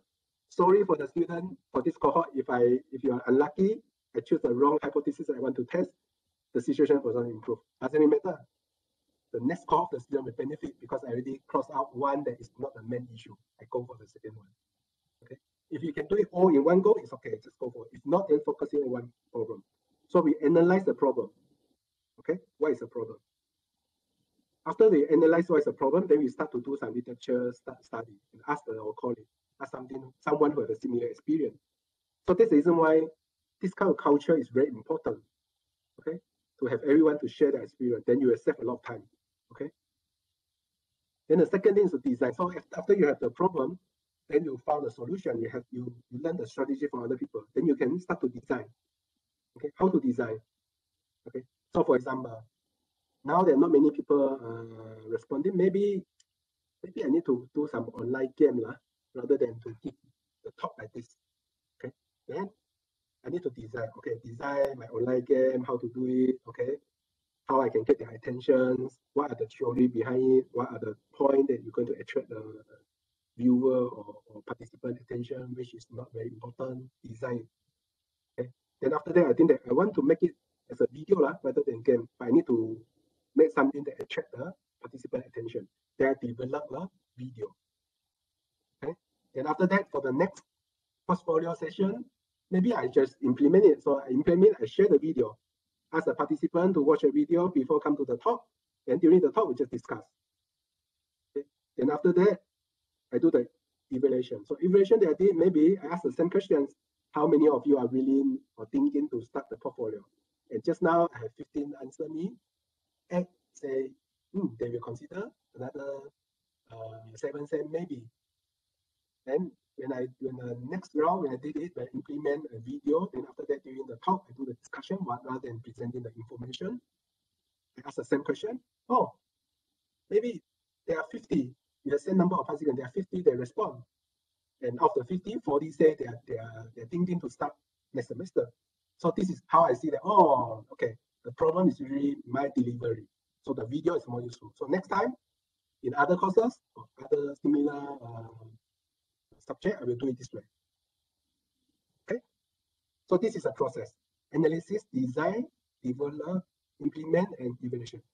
So just now I emphasize again and again, right? Evidence. Every step, you just keep the evidence, because once you go through the process, you produce some material. So those material are the supporting material to support what you describe. Okay, in the text or in the video, whatever. Keep it in one folder. Keep it nice. Okay, this is just one problem, small problem. Just imagine that for this class you have 60 students. You just do what you did, what you have done, what you are doing usually. After one semester, each of the 60 students give you the feedback. Okay, then based on the feedback, you can analyze what the major issue, then start to make some changes next semester. If you're lucky, you make some changes. If not, then keep trying. After you fix the issue, you ask the feedback again for the new cohort of students. Maybe there's another issue. If you keep doing this after a few years, maybe 4 or 5 years actively, I'm pretty sure that you will feel that you are there not only to teach students, but also students help you to become a better lecturer, which they want you to be. Okay. So for example, so these are the similar questions. So this is the question that the participant posed in the last training, PMP course. So for example, these are things, right? So this is your problem statement. Then you can analyze what is the problem, how you're going to solve it, and things like that. Okay, right? So just now I show you this example, same thing. So the example that I showed you just now, actually it's not a problem, but I'm questioning myself before I make a decision whether I want to continue the traditional classroom or go fully to the online classroom or do a blended learning, right? I cannot make a decision. So this is the reason why in the first 5 weeks, every week I use different approach. And after that, I ask the student which one they prefer, right? Then after that, after the first 5 weeks, I still have 7 weeks. So if I know that the blended learning is a method, is an approach they feel more comfortable, then for the next 7 weeks, I can use the blended learning. Then I need to design again, restructure my course, okay, make the video and so on and so forth. And design some activity online, face-to-face. But most importantly is to document everything. So this is very important. So this is another quote I think is very interesting. So it's very important to have a reflection and learn something every time we finish course after a semester, so that we will learn something and then we try to change it. If you are lucky, in first attempt we manage to solve the problem. If not, maybe it's to go through 2 or 3 semesters or 3 cohorts. Only then we identify the key issue, we solve it. Okay, and we need to do that so that we will not repeat.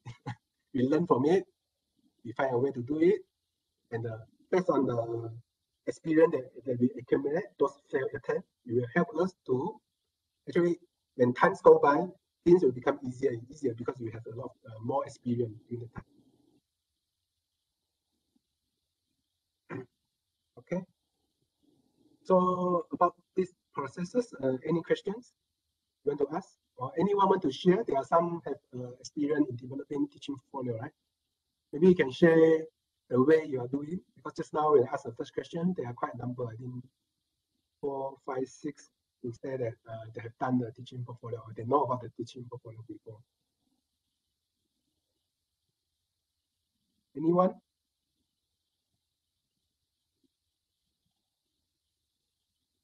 No one? Anyone want? Currently, for teaching portfolio attempts, I've started, then you get too busy, and then I get left behind, you know. Yeah. And well, my attempts nowadays is just to try and fill in the what's required, logging in the you know, when you make the synopsis, why you're doing certain things. It's in those documents already lah. I don't have time to write it somewhere else or anything. If I can get photos done of them, I take photos and I put them in my folders. Yeah. Um, yeah, and then I've done this one project for 2 years now. When they do it group work, and only one is individual work. Therefore, you know, like group work, when they're group work, they are getting quite high score. Out of the class, maybe 60% will get A or A minus, and then I was questioned about that. But the thing is, I have put a lot of time into coaching them when they're each group. So break the groups down. I have about 50 students. It's quite taxing lah. Uh, I I you know, because this one is project, they have to know how to design things, design equipments. So you can't make them do an exam to design something. You have to see them do it. So what I've done is actually the process of developing their ideas. I go with them.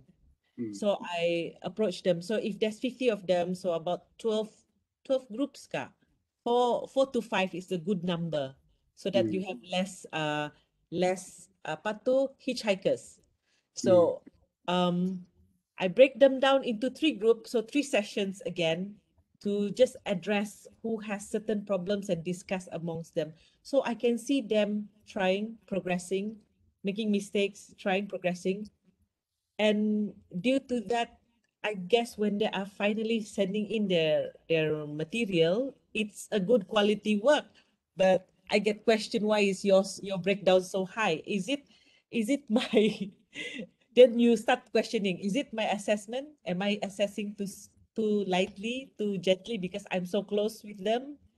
Then you know, those kind of things you sort of reflect, and then you think, and then so that process is all sort of recorded in the OBE, in the reflection, looking at the CQI. So far, that's all I Yeah. can do Yeah. with everything having to be done. Yeah. So I don't know what else. How to compile? Yeah. Okay. So Okay. many years. Okay. Yeah. Yeah. Yeah. Thank you very much, Rachel, for the sharing. Maybe I ask the organizer, Kaspi, ini kita record kah? Ada recording kah? Ya, record Ada kan? doktor. Okay. Record. Nanti kita Okay. share. Okay. Tak apa. Nanti yang Dr. Rachel itu, kamu potong itu, hantar Dr. Rachel. Dia sudah start dia punya teaching portfolio yang waktu yang pertama. You just started your first brief. You already summarize it. Correct? Oh, okay. Boleh. Nanti saya potong. Right. Rachel, you have done that already, right? The small piece, right? Right, one piece. But Basically, you mentioned a lot of the things. For example, you talk about their interaction. They make a lot of the mistake, but they improve. Then what you need to do, just keep this video and then keep all the evidence in one folder. Keep it for the time being. You finish the one block already, yeah. right? I think we need to have more recourse, you know, like having people talk to each other. Yeah. That's Yeah. what's lacking. We're so busy. We're so in from home mode. Nobody talks to us. We talk to the wall only. Yeah. Macam orang gila. So you have just started your first item in your teacher own. I mean first building block. So if you keep doing this, there are more. So later Kasbi cut the piece, give you. Then whatever you say, right? You say you change the assessment method, then keep the evidence. Just put the synopsis or whatever your table for, right? You say that they are making many mistakes, but you show the improvement. Then you show the student work from the day 1, day 7, day 8. Put them. You have the evidence. Right? I even make them record their discussion in group. Even if I'm not around, the discussion goes on. The cognitive development and the way they design when I get to see they'll call out my name, they mention the problem, I question them, I coach them into probable answer to let them decide, because most of these things you cannot just tell them. They have to discover, explore, reflect on that move, the development. So that one, some of them do on I told them to put everything on MS Teams, but some of them prefer WhatsApp. So I said, record the chat, put it on MS Teams, so that there's one place that one day if I plan to go and compile everything, I have one place Yeah. to analyze it lah, yang akan pening kepala. So many things. Have to cuti from UMS to do this, oh. Okay. So now I didn't because thanks Rachel for sharing. So actually, this thing is not it's not very complex. I put it this way. It's not very complex, right? Just now Rachel already summarized what she did. Just need to compile the document. If I let you go now, within 1 hour, I'm pretty sure you can compile all the evidence. Correct? Right? So actually, okay. Yeah, you're right. When I look back, the folders are there, my questions, my synopsis, the assessments, some of my thoughts I put down the synopsis, because certain things change, MCO changes stuff. So I did log it also in my conversation with the Telegram group with my student and MS team group.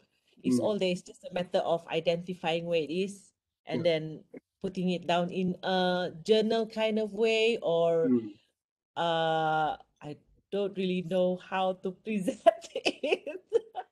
Itulah that's what I want to follow. I don't understand. But anyway, you can see it's not very complex. But it's not complex, but it's not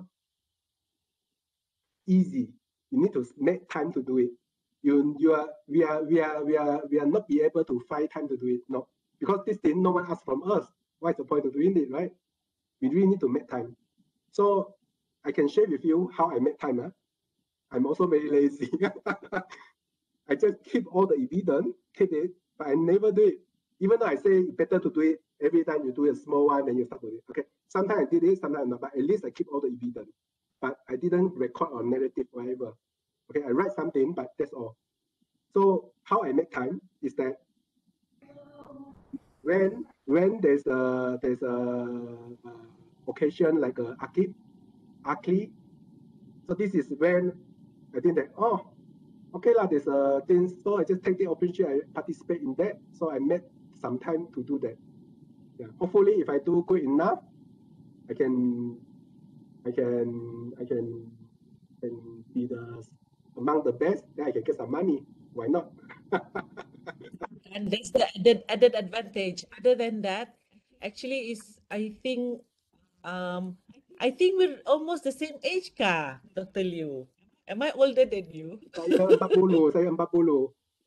Oh, okay. I am 5 years older than you. So imagine we have another 11 years, 13 years left to go before retirement. By the time we retire, it's nice to have, for me, apart from the monetary beautiful gifts that we can get, it's actually a record that we have that our children can see. It's like something to pass down, something that exists that we did. Because if we don't log, nobody has the memory. It'll be distributed. How many students you have? 800 students. Between the memory is separated there. But if you compile it, even your students will want to read about it, how you develop, how you were, and it's an interesting simpanan to give your children. Cucu-cucu nanti ada satu profesor Datuk dulu si Madya Liew atau Seng, kita punya ancestor, dia bilang. It's nice. It's something that we can see develop over time also. So rather than time pass and we don't have anything to read about it, kita lupa that one. Yeah. So it's also good lah for other things other than just the monetary. I want to do, but I feel like it's so complicated, and I'm sure a lot of people here feel it. On top of looking at the new ELNPT, ayah, want to fulfill everything. Want to mati kudasai, like, and then the challenge of doing it. So I told myself, I promised myself this year, everything I do, take picture, make sure the students, MS Teams is great because you can actually have a screenshot of everything they've done. The recording is automatic. Just press record, it'll download there. They always have the record of the video of your classes and how you carry it out. So discussion also, you can have them recorded it. So it's there. Macam diary. So it's like Dr. Liew bilang, just a matter of compiling. But when I look back, I takut because of the volume so much. So actually, But it helps, sharing. Yeah. Actually, Rachel already find a good reason for herself to do that. Yeah. So everyone, because this is not compulsory, and this is something important but not urgent. And frankly speaking, at least in UMS, it's not recognized anywhere. Right? UMS don't recognize this. I mean, of course, we have the archive and things like that, but actually, you need compared to the time they spend, maybe most of people think that, I better focusing on something. So it's better. It's very important that everyone find their own reason that you think they want to do this. Actually, I have not shared with you what is the reason I do this, right? Did I share to you, all of you? Not yet, right? Yeah. I didn't. Okay. I can tell you the main reason. The main reason is I did a lot of things in my teaching. I changed a lot of the things. Some of the things that I did, I can consider is quite innovative, but somehow challenge the status quo, and somehow I cannot. It's inevitable that I break some of the rule and regulations. I give you an example. I never take the attendance. Right? Why? Then I have a reason to do it, right? I have a reason why I do it. But it's against the rule and regulation. So why I make a teaching portfolio, for example, for this one? Because I want to justify, I want to show it, okay, to keep the evidence. Actually, I don't take attendance. Student performance is much better when I take the attendance. They are more happy in the class. I don't take the attendance, they still, most of them come. What's the point? Right? So I keep everything. So I can tell you most of my teaching portfolio, the main reason, driven force behind it, because I want to do a teaching a way that I think is the right way. Okay? I may need to say very clear, I think it's the right way at that particular time. At that particular time, maybe I thought it's the right way, but actually it's not. It doesn't matter. I keep improving. I keep giving the feedback. As long as the learning outcome has been achieved, student learning experience is improving, I will do whatever that I need to do, including breaking all the rule and regulation in UMS. So that's the reason why main motivation behind this is I want to document it properly. I don't want to say, but I can tell you exactly is that sometimes I break the rule, I will get the Surah, the Quran or Amaran. But my reply is very simple. I just forwarded my teaching portfolio or the part of the teaching portfolio related to what I did, which is not according to regulation. This is my justification. Unless they prove me I'm wrong or they have another good way, then I keep doing that, what I'm doing. Okay, this is my major motivation. It's not the right motivation. It's a little bit selfish, but I'm the teacher. I interact with my students. I know what is best for them because they give me their feedback.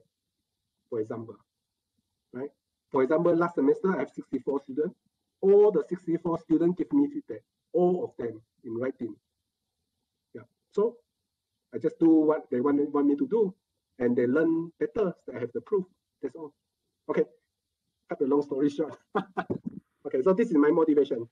Okay. I'm not asking you to break the rule. No. I just share with you my motivation because Rachel also share if she is going to do that, what is her motivation, right? But in any case, as long as we do the teaching portfolio, we go through the process, not really the portfolio document, we go through the process, we will become the better lecturer and teacher. Okay, right? I have one question, right? The teaching portfolio thing, if we do, right, is it sort of included in our LNPT as a bonus mark or something like that? No. I think if pendaftar do that, then they will be motivate us. I mean, not as a compulsory thing, but something like if we are doing it, they should give us points for that lah. Because we are doing it to. I mean, partly of course we have different people, we have different motivation, but actually it's good for the university also. We are taking that initiative ma. So I think if there is a way that a pendaftar can, I mean, like willing to capture this, I think it will motivate more all of us to do. Yeah. At least something lah, something, not just zero ba. Yeah. Hopefully, got anyone pendaftar here. I think the organizer will take the note. I mean, the PPKA. Yeah. Together with that, I also want to suggest kalau any of the OBE activities, like what I think can be applied, to get them to put their course files kan. The course files is more, add in a few more points there, like logging in how they did things, so that when they compile, it's all already in their course files. So because the course files are, I think, assessed now, is part of one of the requirement for your ELNPT to have a course file. So that's one. And then just to add elements into it so that it becomes a measure. So anybody who compile get bonus marks lah. Kena kasih bonus marks. Saya mau juga. Yeah, actually, I just read the comment just now. Fui say jangan dulu semua compulsory nanti pensan kita, which is right lah, right? Because it's very time consuming, right? Actually, I think the Syria and also Rachel's suggestion is very good. This is one way to do it lah, but we cannot force everyone to do it. I mean, it's because some people might not ready yet. But I think even another way to better to do it is everyone should submit their portfolio during the promotion. If you ask from senior lecturer to Professor Madya to Professor, for example, right?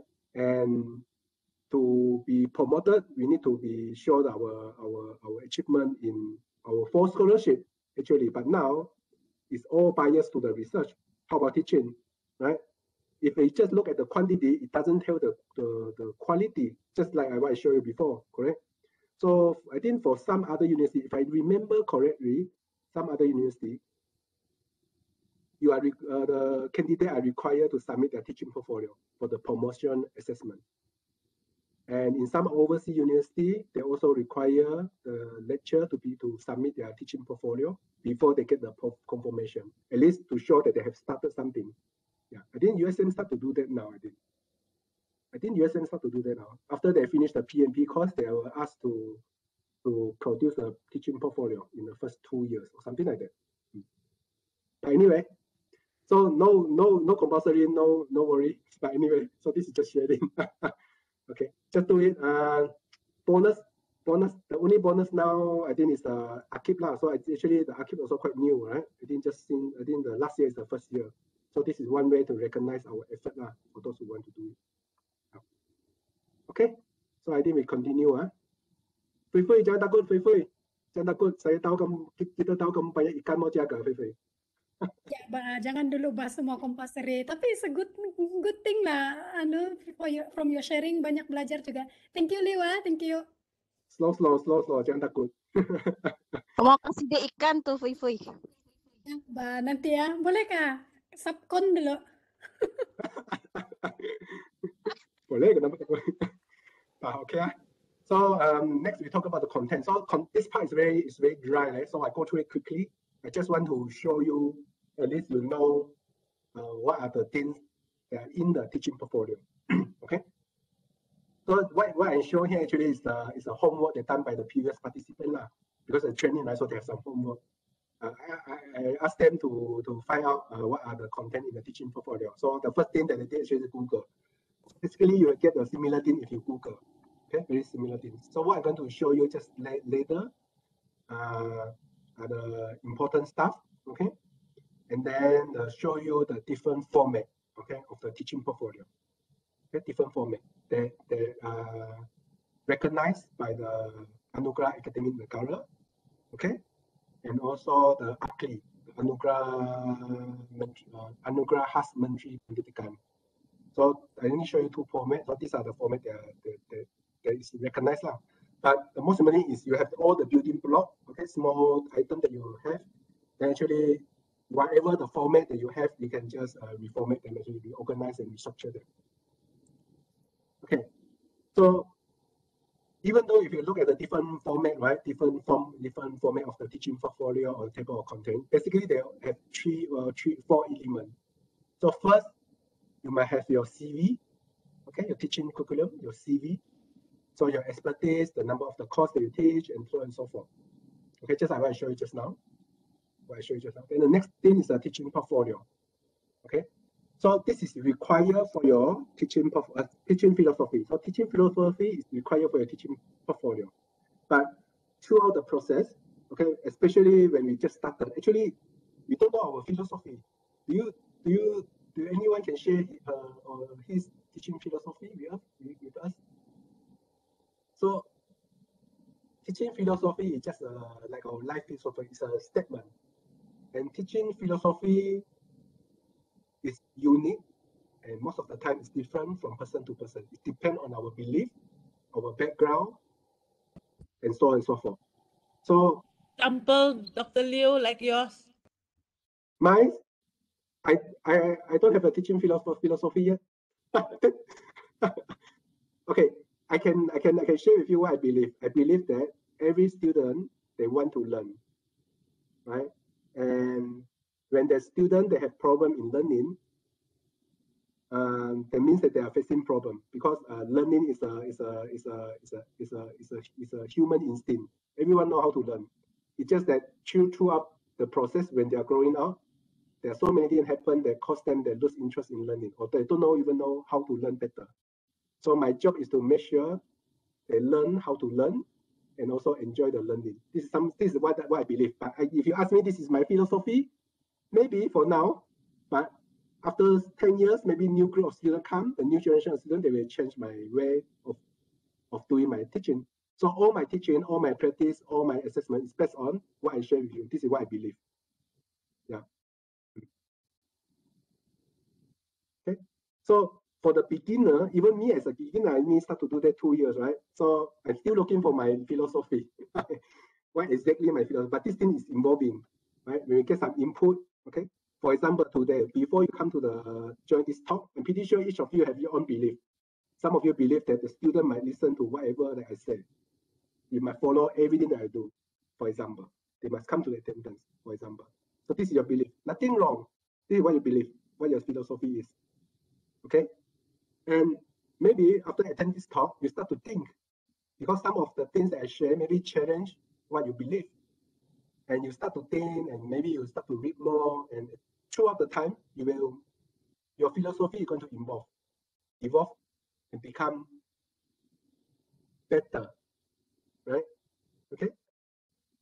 And actually, the point here actually is to help ourselves to know more about ourselves, right? Sometimes we just teach, you don't really know why. But if you have a philosophy, then whatever that we did will become easier. We believe that what we are doing, okay? And this thing is evolving.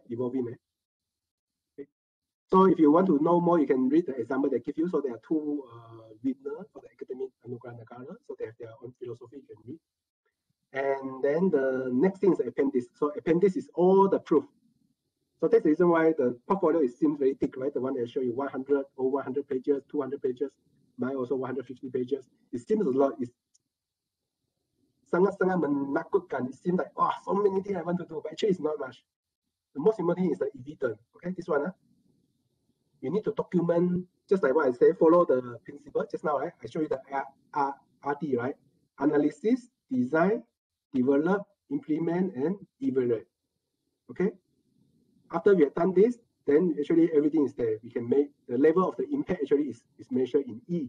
We evaluate after we implement, right? And throughout the process, they will generate of the evidence, no problem. So we showcase some of the evidence. We don't show everything, but the complete evidence need to be put in the appendix. So here we only show some example, okay? Just to as a proof and also to let other people understand what actually we're trying to do. You have the text description, but sometimes you will be better have some example, some graphic, flow chart, and things like that. Okay. So basically, these are the things. So this thing, just everyone have this. This thing you don't need to have it now. You can do this whenever you want to share the teaching portfolio, because this thing evolve, right? Okay. So what you need to prepare is this. Okay. Keep all the evidence, just like what Rachel shared just now. Keep everything. Okay. Even though you are not ready to write it out first, keep everything. Organize it properly. After that, each of these evidence, this one is a small building block. So just now Rachel just shared one building block. And just now I just share one the blended learning, traditional learning, and also the online learning. This is also one building block. Just keep everything. Okay. So after some time, you have so many building blocks, small one. So you don't need to have many, maybe 10, 20 enough. And some building block is about the assessment. Some building block is about assessment, A. Some building block is about the delivery, D, for example. Okay. Some building block maybe it's because of the content. You change the content, you change the syllabus. Okay. So when you are ready, okay, maybe you can take a sabbatical, something like this. You have more time to sit down, to make time. You can start to sit down and then go through this material again. All the things about the content, you put it in one category. And then you start to read. Okay, see what you did. And through the process, you will slowly discover what is your teaching philosophy.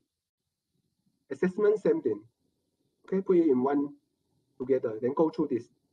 Just like I don't have a habit of writing a diary, but if you have a diary, sometimes you'll be interested, right, to go through the major event, right, to go through this, what we did, what happened, have some reflection.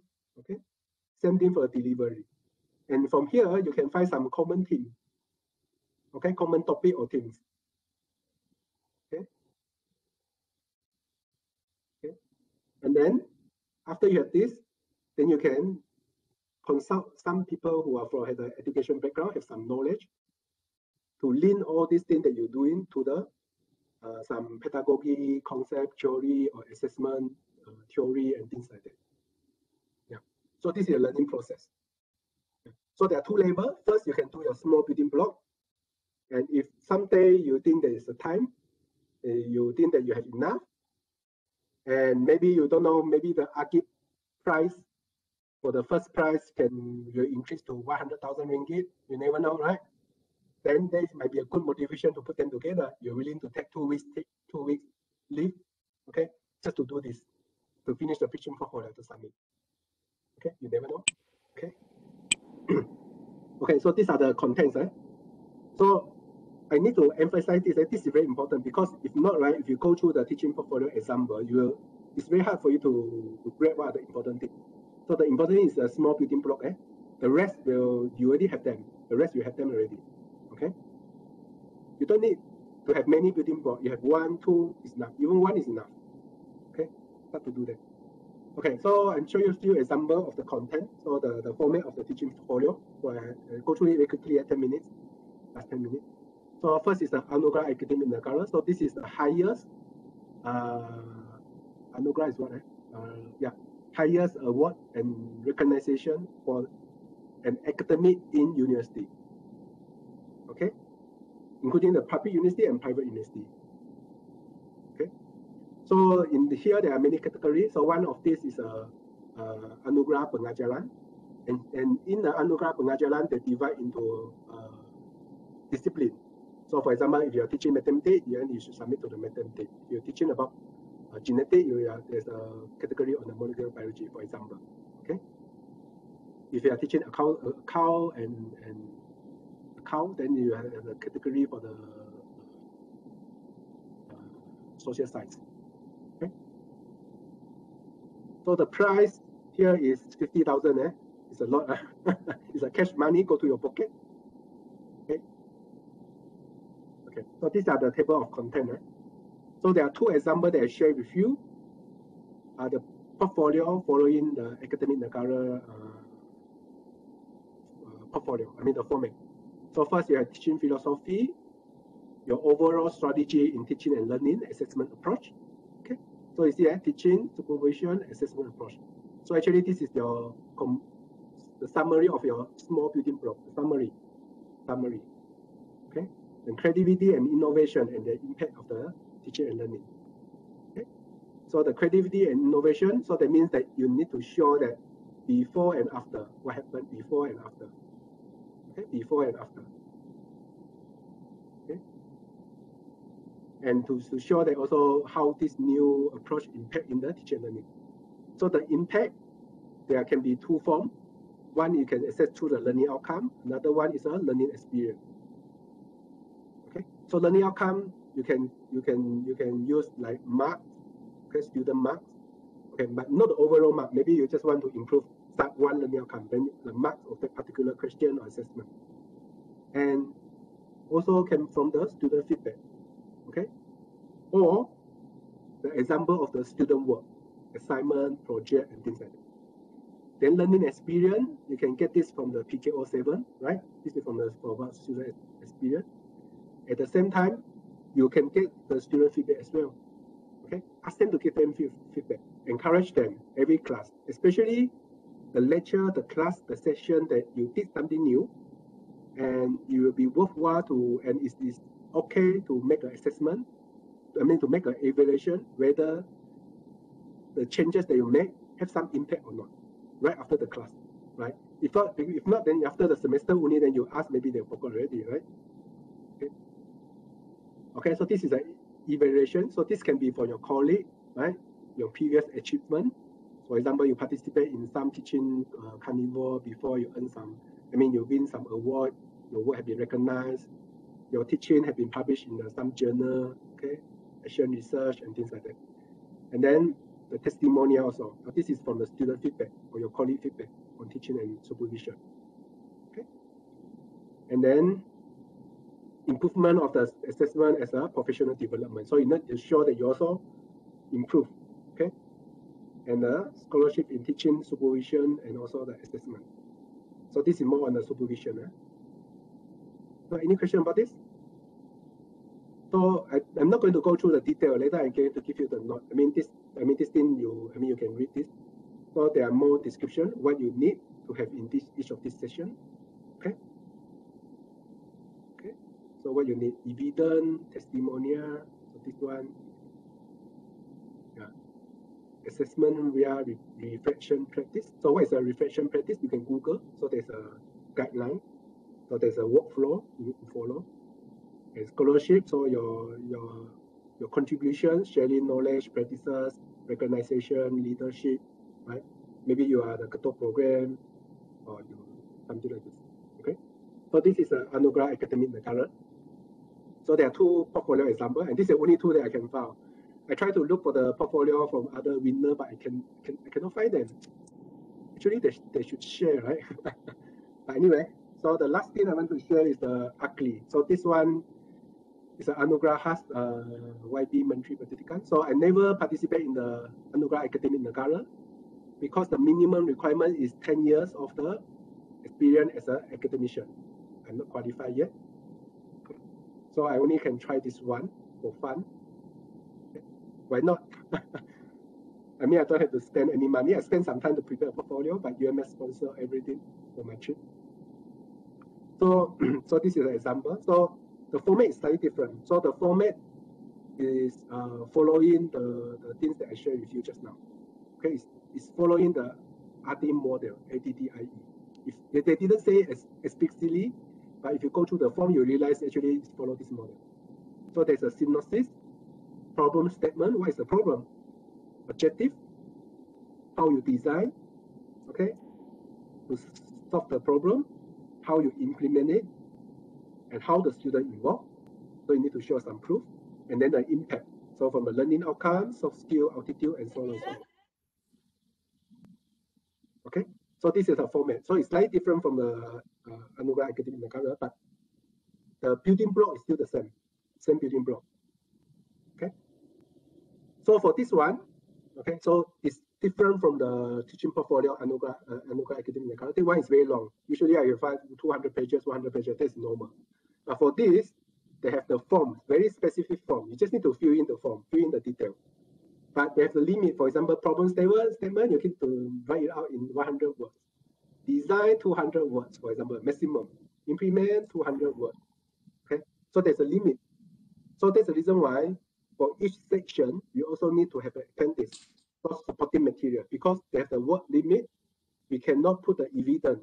We only can summarize it, what we did and things like that. Then you need an attachment. So that's the reason why there's another two portfolio, which is from me. One is Agri, another one is Akib. Akib also following the same format as using the same format of Agri. So you can see the example how I did it. Okay. Okay, so this is a link. Later when I share this PowerPoint with you, you have this link. So this is a link to a Google Drive where I share all the material, including the lecture note, slide of this talk, and also the portfolio, the example, and also the poster. I shall show some of the poster that I made. So you can make the poster as a small to summarize it, right? And also the YouTube list. Okay, it's a list of the video for all the finalists of ACLI. Okay, so usually in addition, submit the form, submit the portfolio. They will ask to make one video, not more than 2 minutes, to summarize the entire project. So this is like a project. Okay, so you can click the link, you can go through it. Okay, and when you go through it, you realize that actually what we are doing, they did. Okay, what I'm doing, what they did, actually it's not something new. Not something that is very different. Maybe you did that as well. What is different is me and the others, we document it. Masuk kandang, siapa kasi dia keluar? Toyota no yang kasi dia keluar. Siapa boleh mute lah, tapi tak apalah, so habis. Jangan marah. Okay, so this is a last slide. Then I want to share the last part for today. Yeah. This is from a very famous philosopher, so educator, I think, John David. Okay, so we cannot stay at the same place. We need to improve. So when we improve, why not we document it in a way that we're comfortable. So even today I'm talking about teaching portfolio, but even though you have no intention to make a teaching portfolio, just try to document what you did. Small things. You can share this through your WhatsApp, through your Facebook, to your colleague or whatever. Try to do this. Or maybe just make a 10-minute talk, right? For every academic meeting. Something like this. So we have to change. Because if we don't change, our students are changing. Every student that 5 years from now, the student that we're going to interact with will be very different from what the student that we have now. So we cannot teach in the same way. They are changing, so we need to change as well. Okay, so I think that's all from me. It's about 2.5 hours, it's a bit long, sorry. So any questions you want to, or any things you want to share or discuss?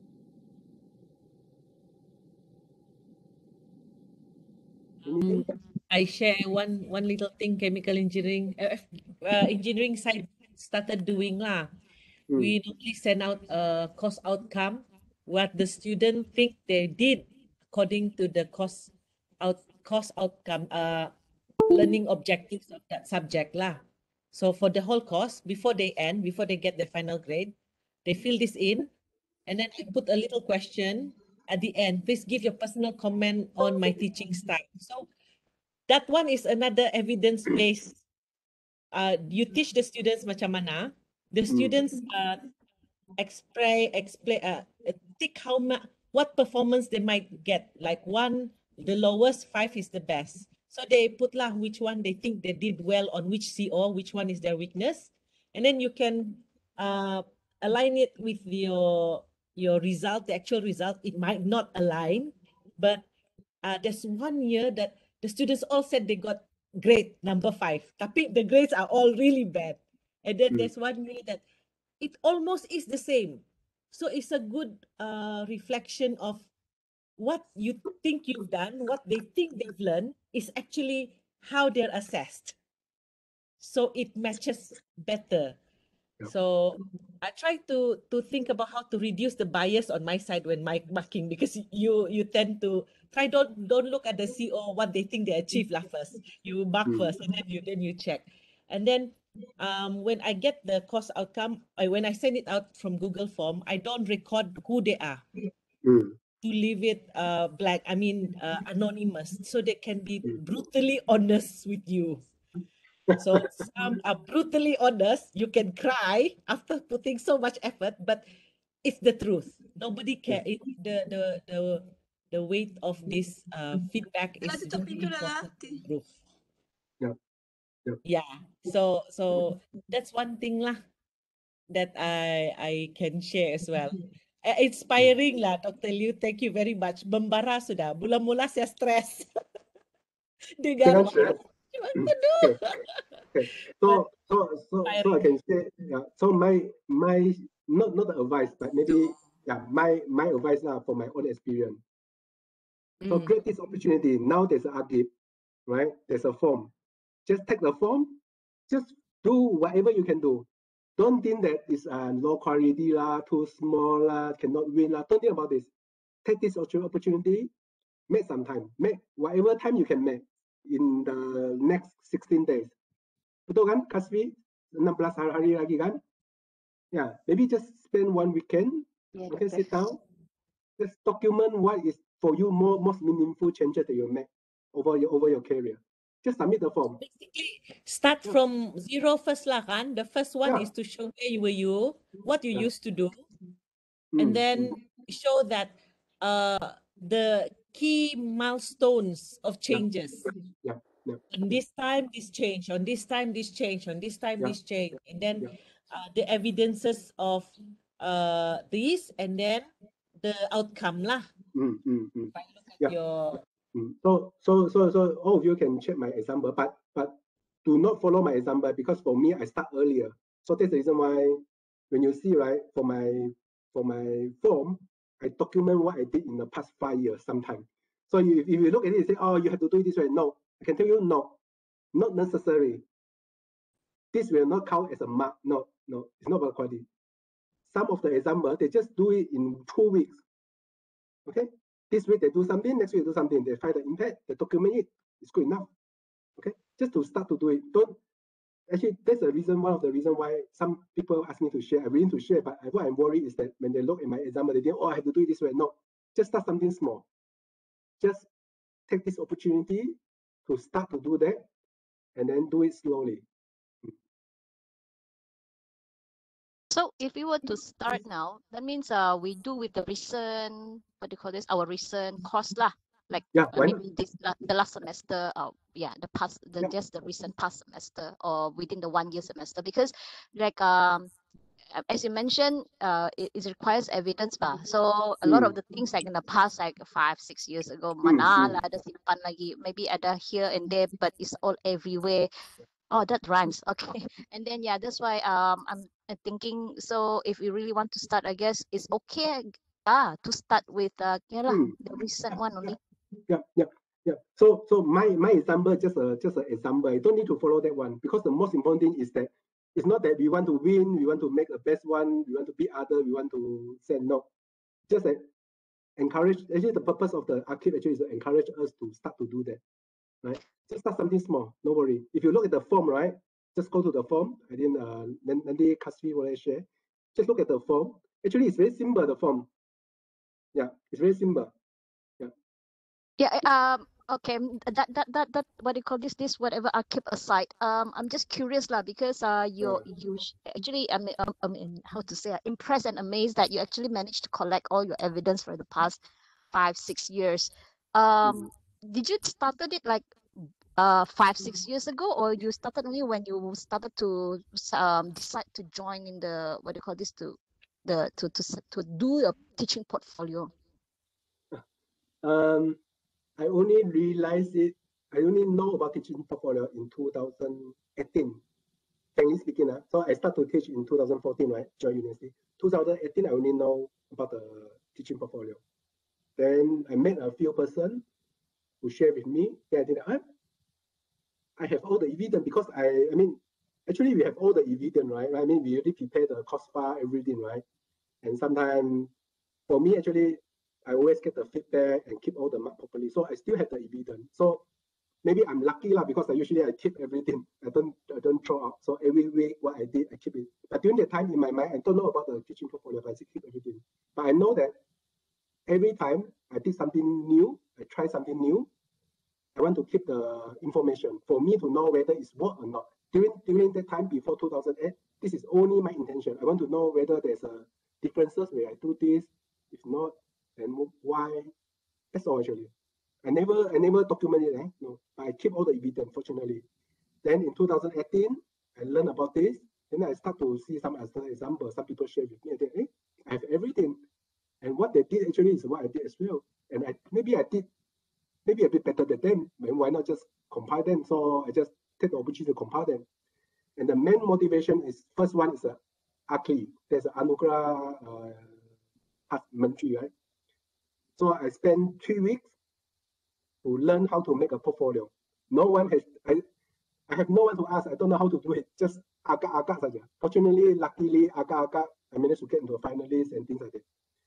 And then after you get the finalist, you need to do many things. But to cut the long story short, actually, I take this as an opportunity to summarize it, because I want to know, I want to document it. Because after 5 years for one course, I realized I made a lot of changes.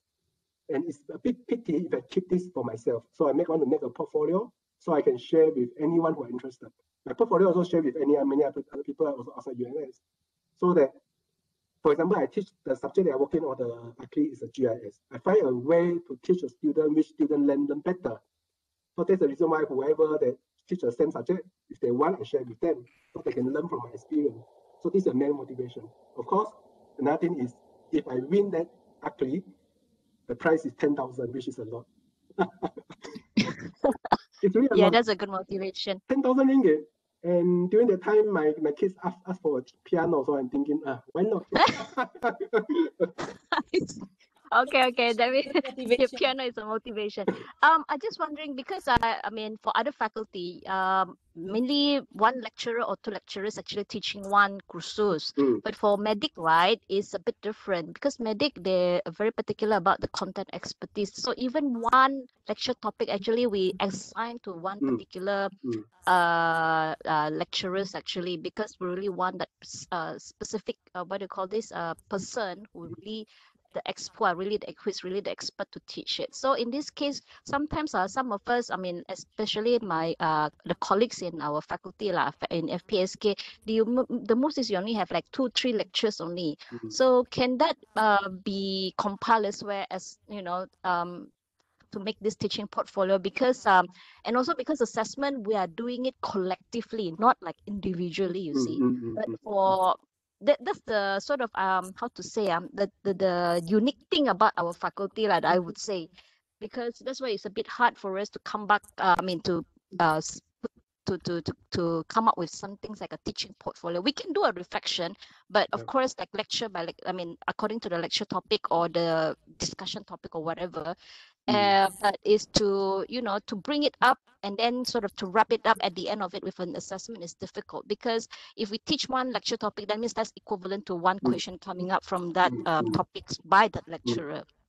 So that's why I'm not sure how this can be applied to the medical faculty lah. So maybe you guys have an input from your side or from the what do you call this Pusat.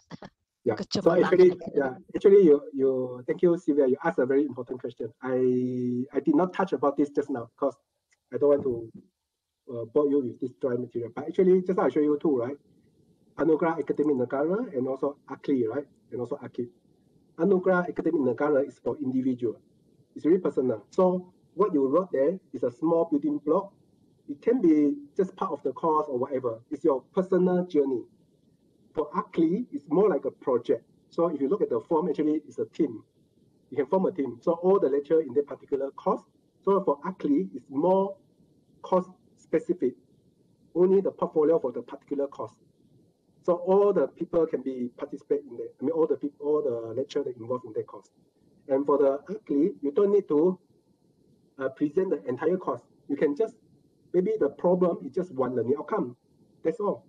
and also include a few lectures that involve in the teaching and learning and also contribute. This is a project based. Actually, it's a project. But if you want to do it individually, it's okay. If not, it can be a team. No problem.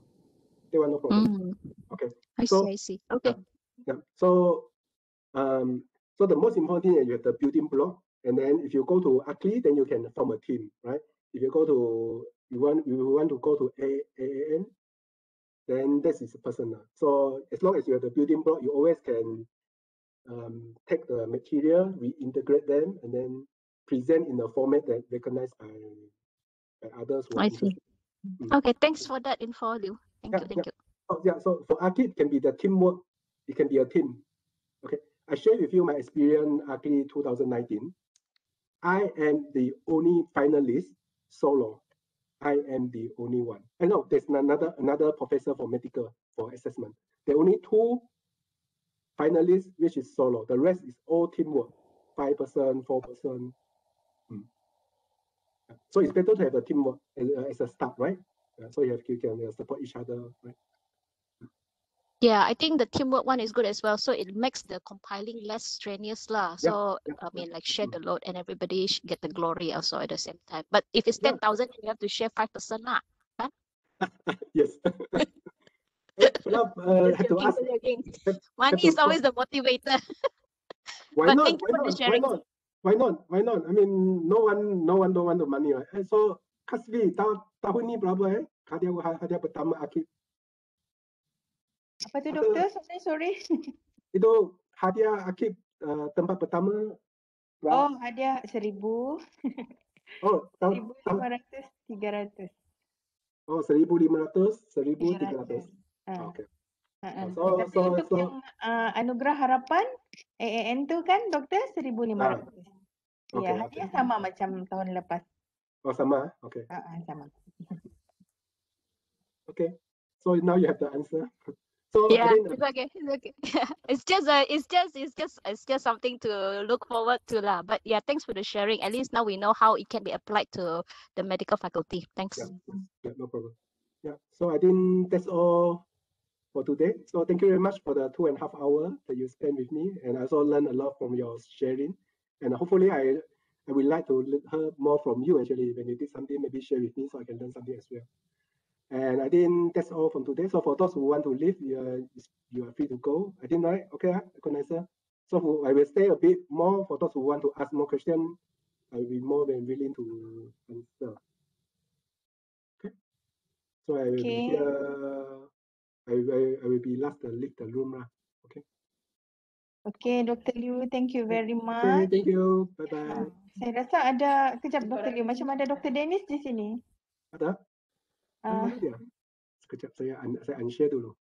Dia ada ke Dr. Denis? Saya nampak nama dia tadi. Ada nama. Mana tahu Dr. Denis mau respon apa-apa berkenaan dengan Akib. Just thank you Dr. Liew to agree to share your experience. It's quite a short notice lah juga. But I appreciate it very much because this is something that we can share all together with all the lecturers, and it's not just only for this. I agree with you. It's not just to win or something, but it's a practice for us to to further improve what we've done and then record what we've done lah. So this thing is a process. Same thing that I emphasized in the my talk just now. This is not something just a product, but I think the Akib and so the AAN is everything emphasizing on the process. Why perlu macam 10 tahun. Then also so long journey. So Akib is a good breeding ground lah to improve and try to see how it's going to get macam ada we try. It doesn't have to kita menang something. It's a learning process lah juga. I think siapa sih yang kalau barangkali this is going to be decided later, siapa saja yang participate, kita will give a good letter appreciation lah to participate walaupun tak menang. Dia bukan setakat niat, dia sudah buat. Kalau niatnya itu termasuk saya lah niat saya tapi tidak mau buat lagi. So thank you again for Dr. Liew for sharing and for those who participate. Apologize lah, I cannot join this now because I also have a talk, which is I want to attend this one, but I have to give that talk lah. So I think I see about 50 people, so I hope ada 50 partisipan lah application this year. Mana mau dapat borang tuh ah? Alah, di mana itu? Kamu cari kasih email satu UMS bah. Boleh lah, nanti kami shoot within these few days lah. Iya, saya kasih email kepada semua pencara UMS. Thank you. Takut kalau pokoknya email mengada-ngada apa yang dari PPKA, macam-macam di email nanti dia bilang. Tidak bah.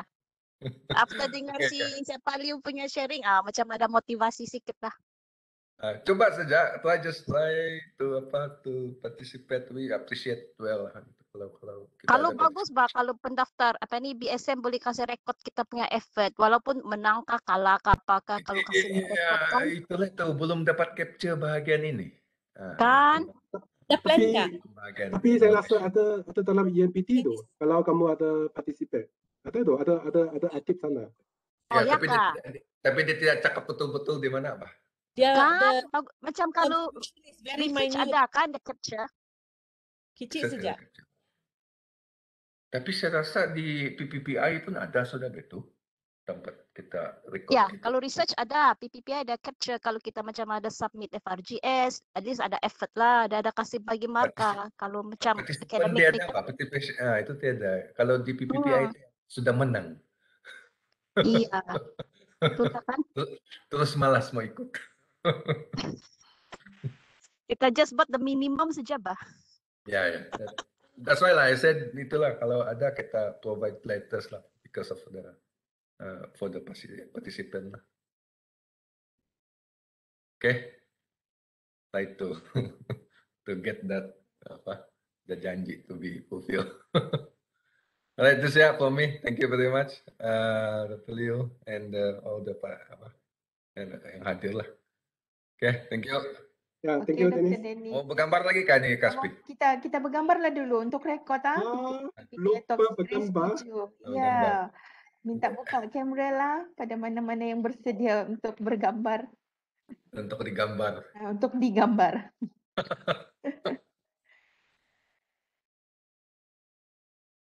Dah buka kamera.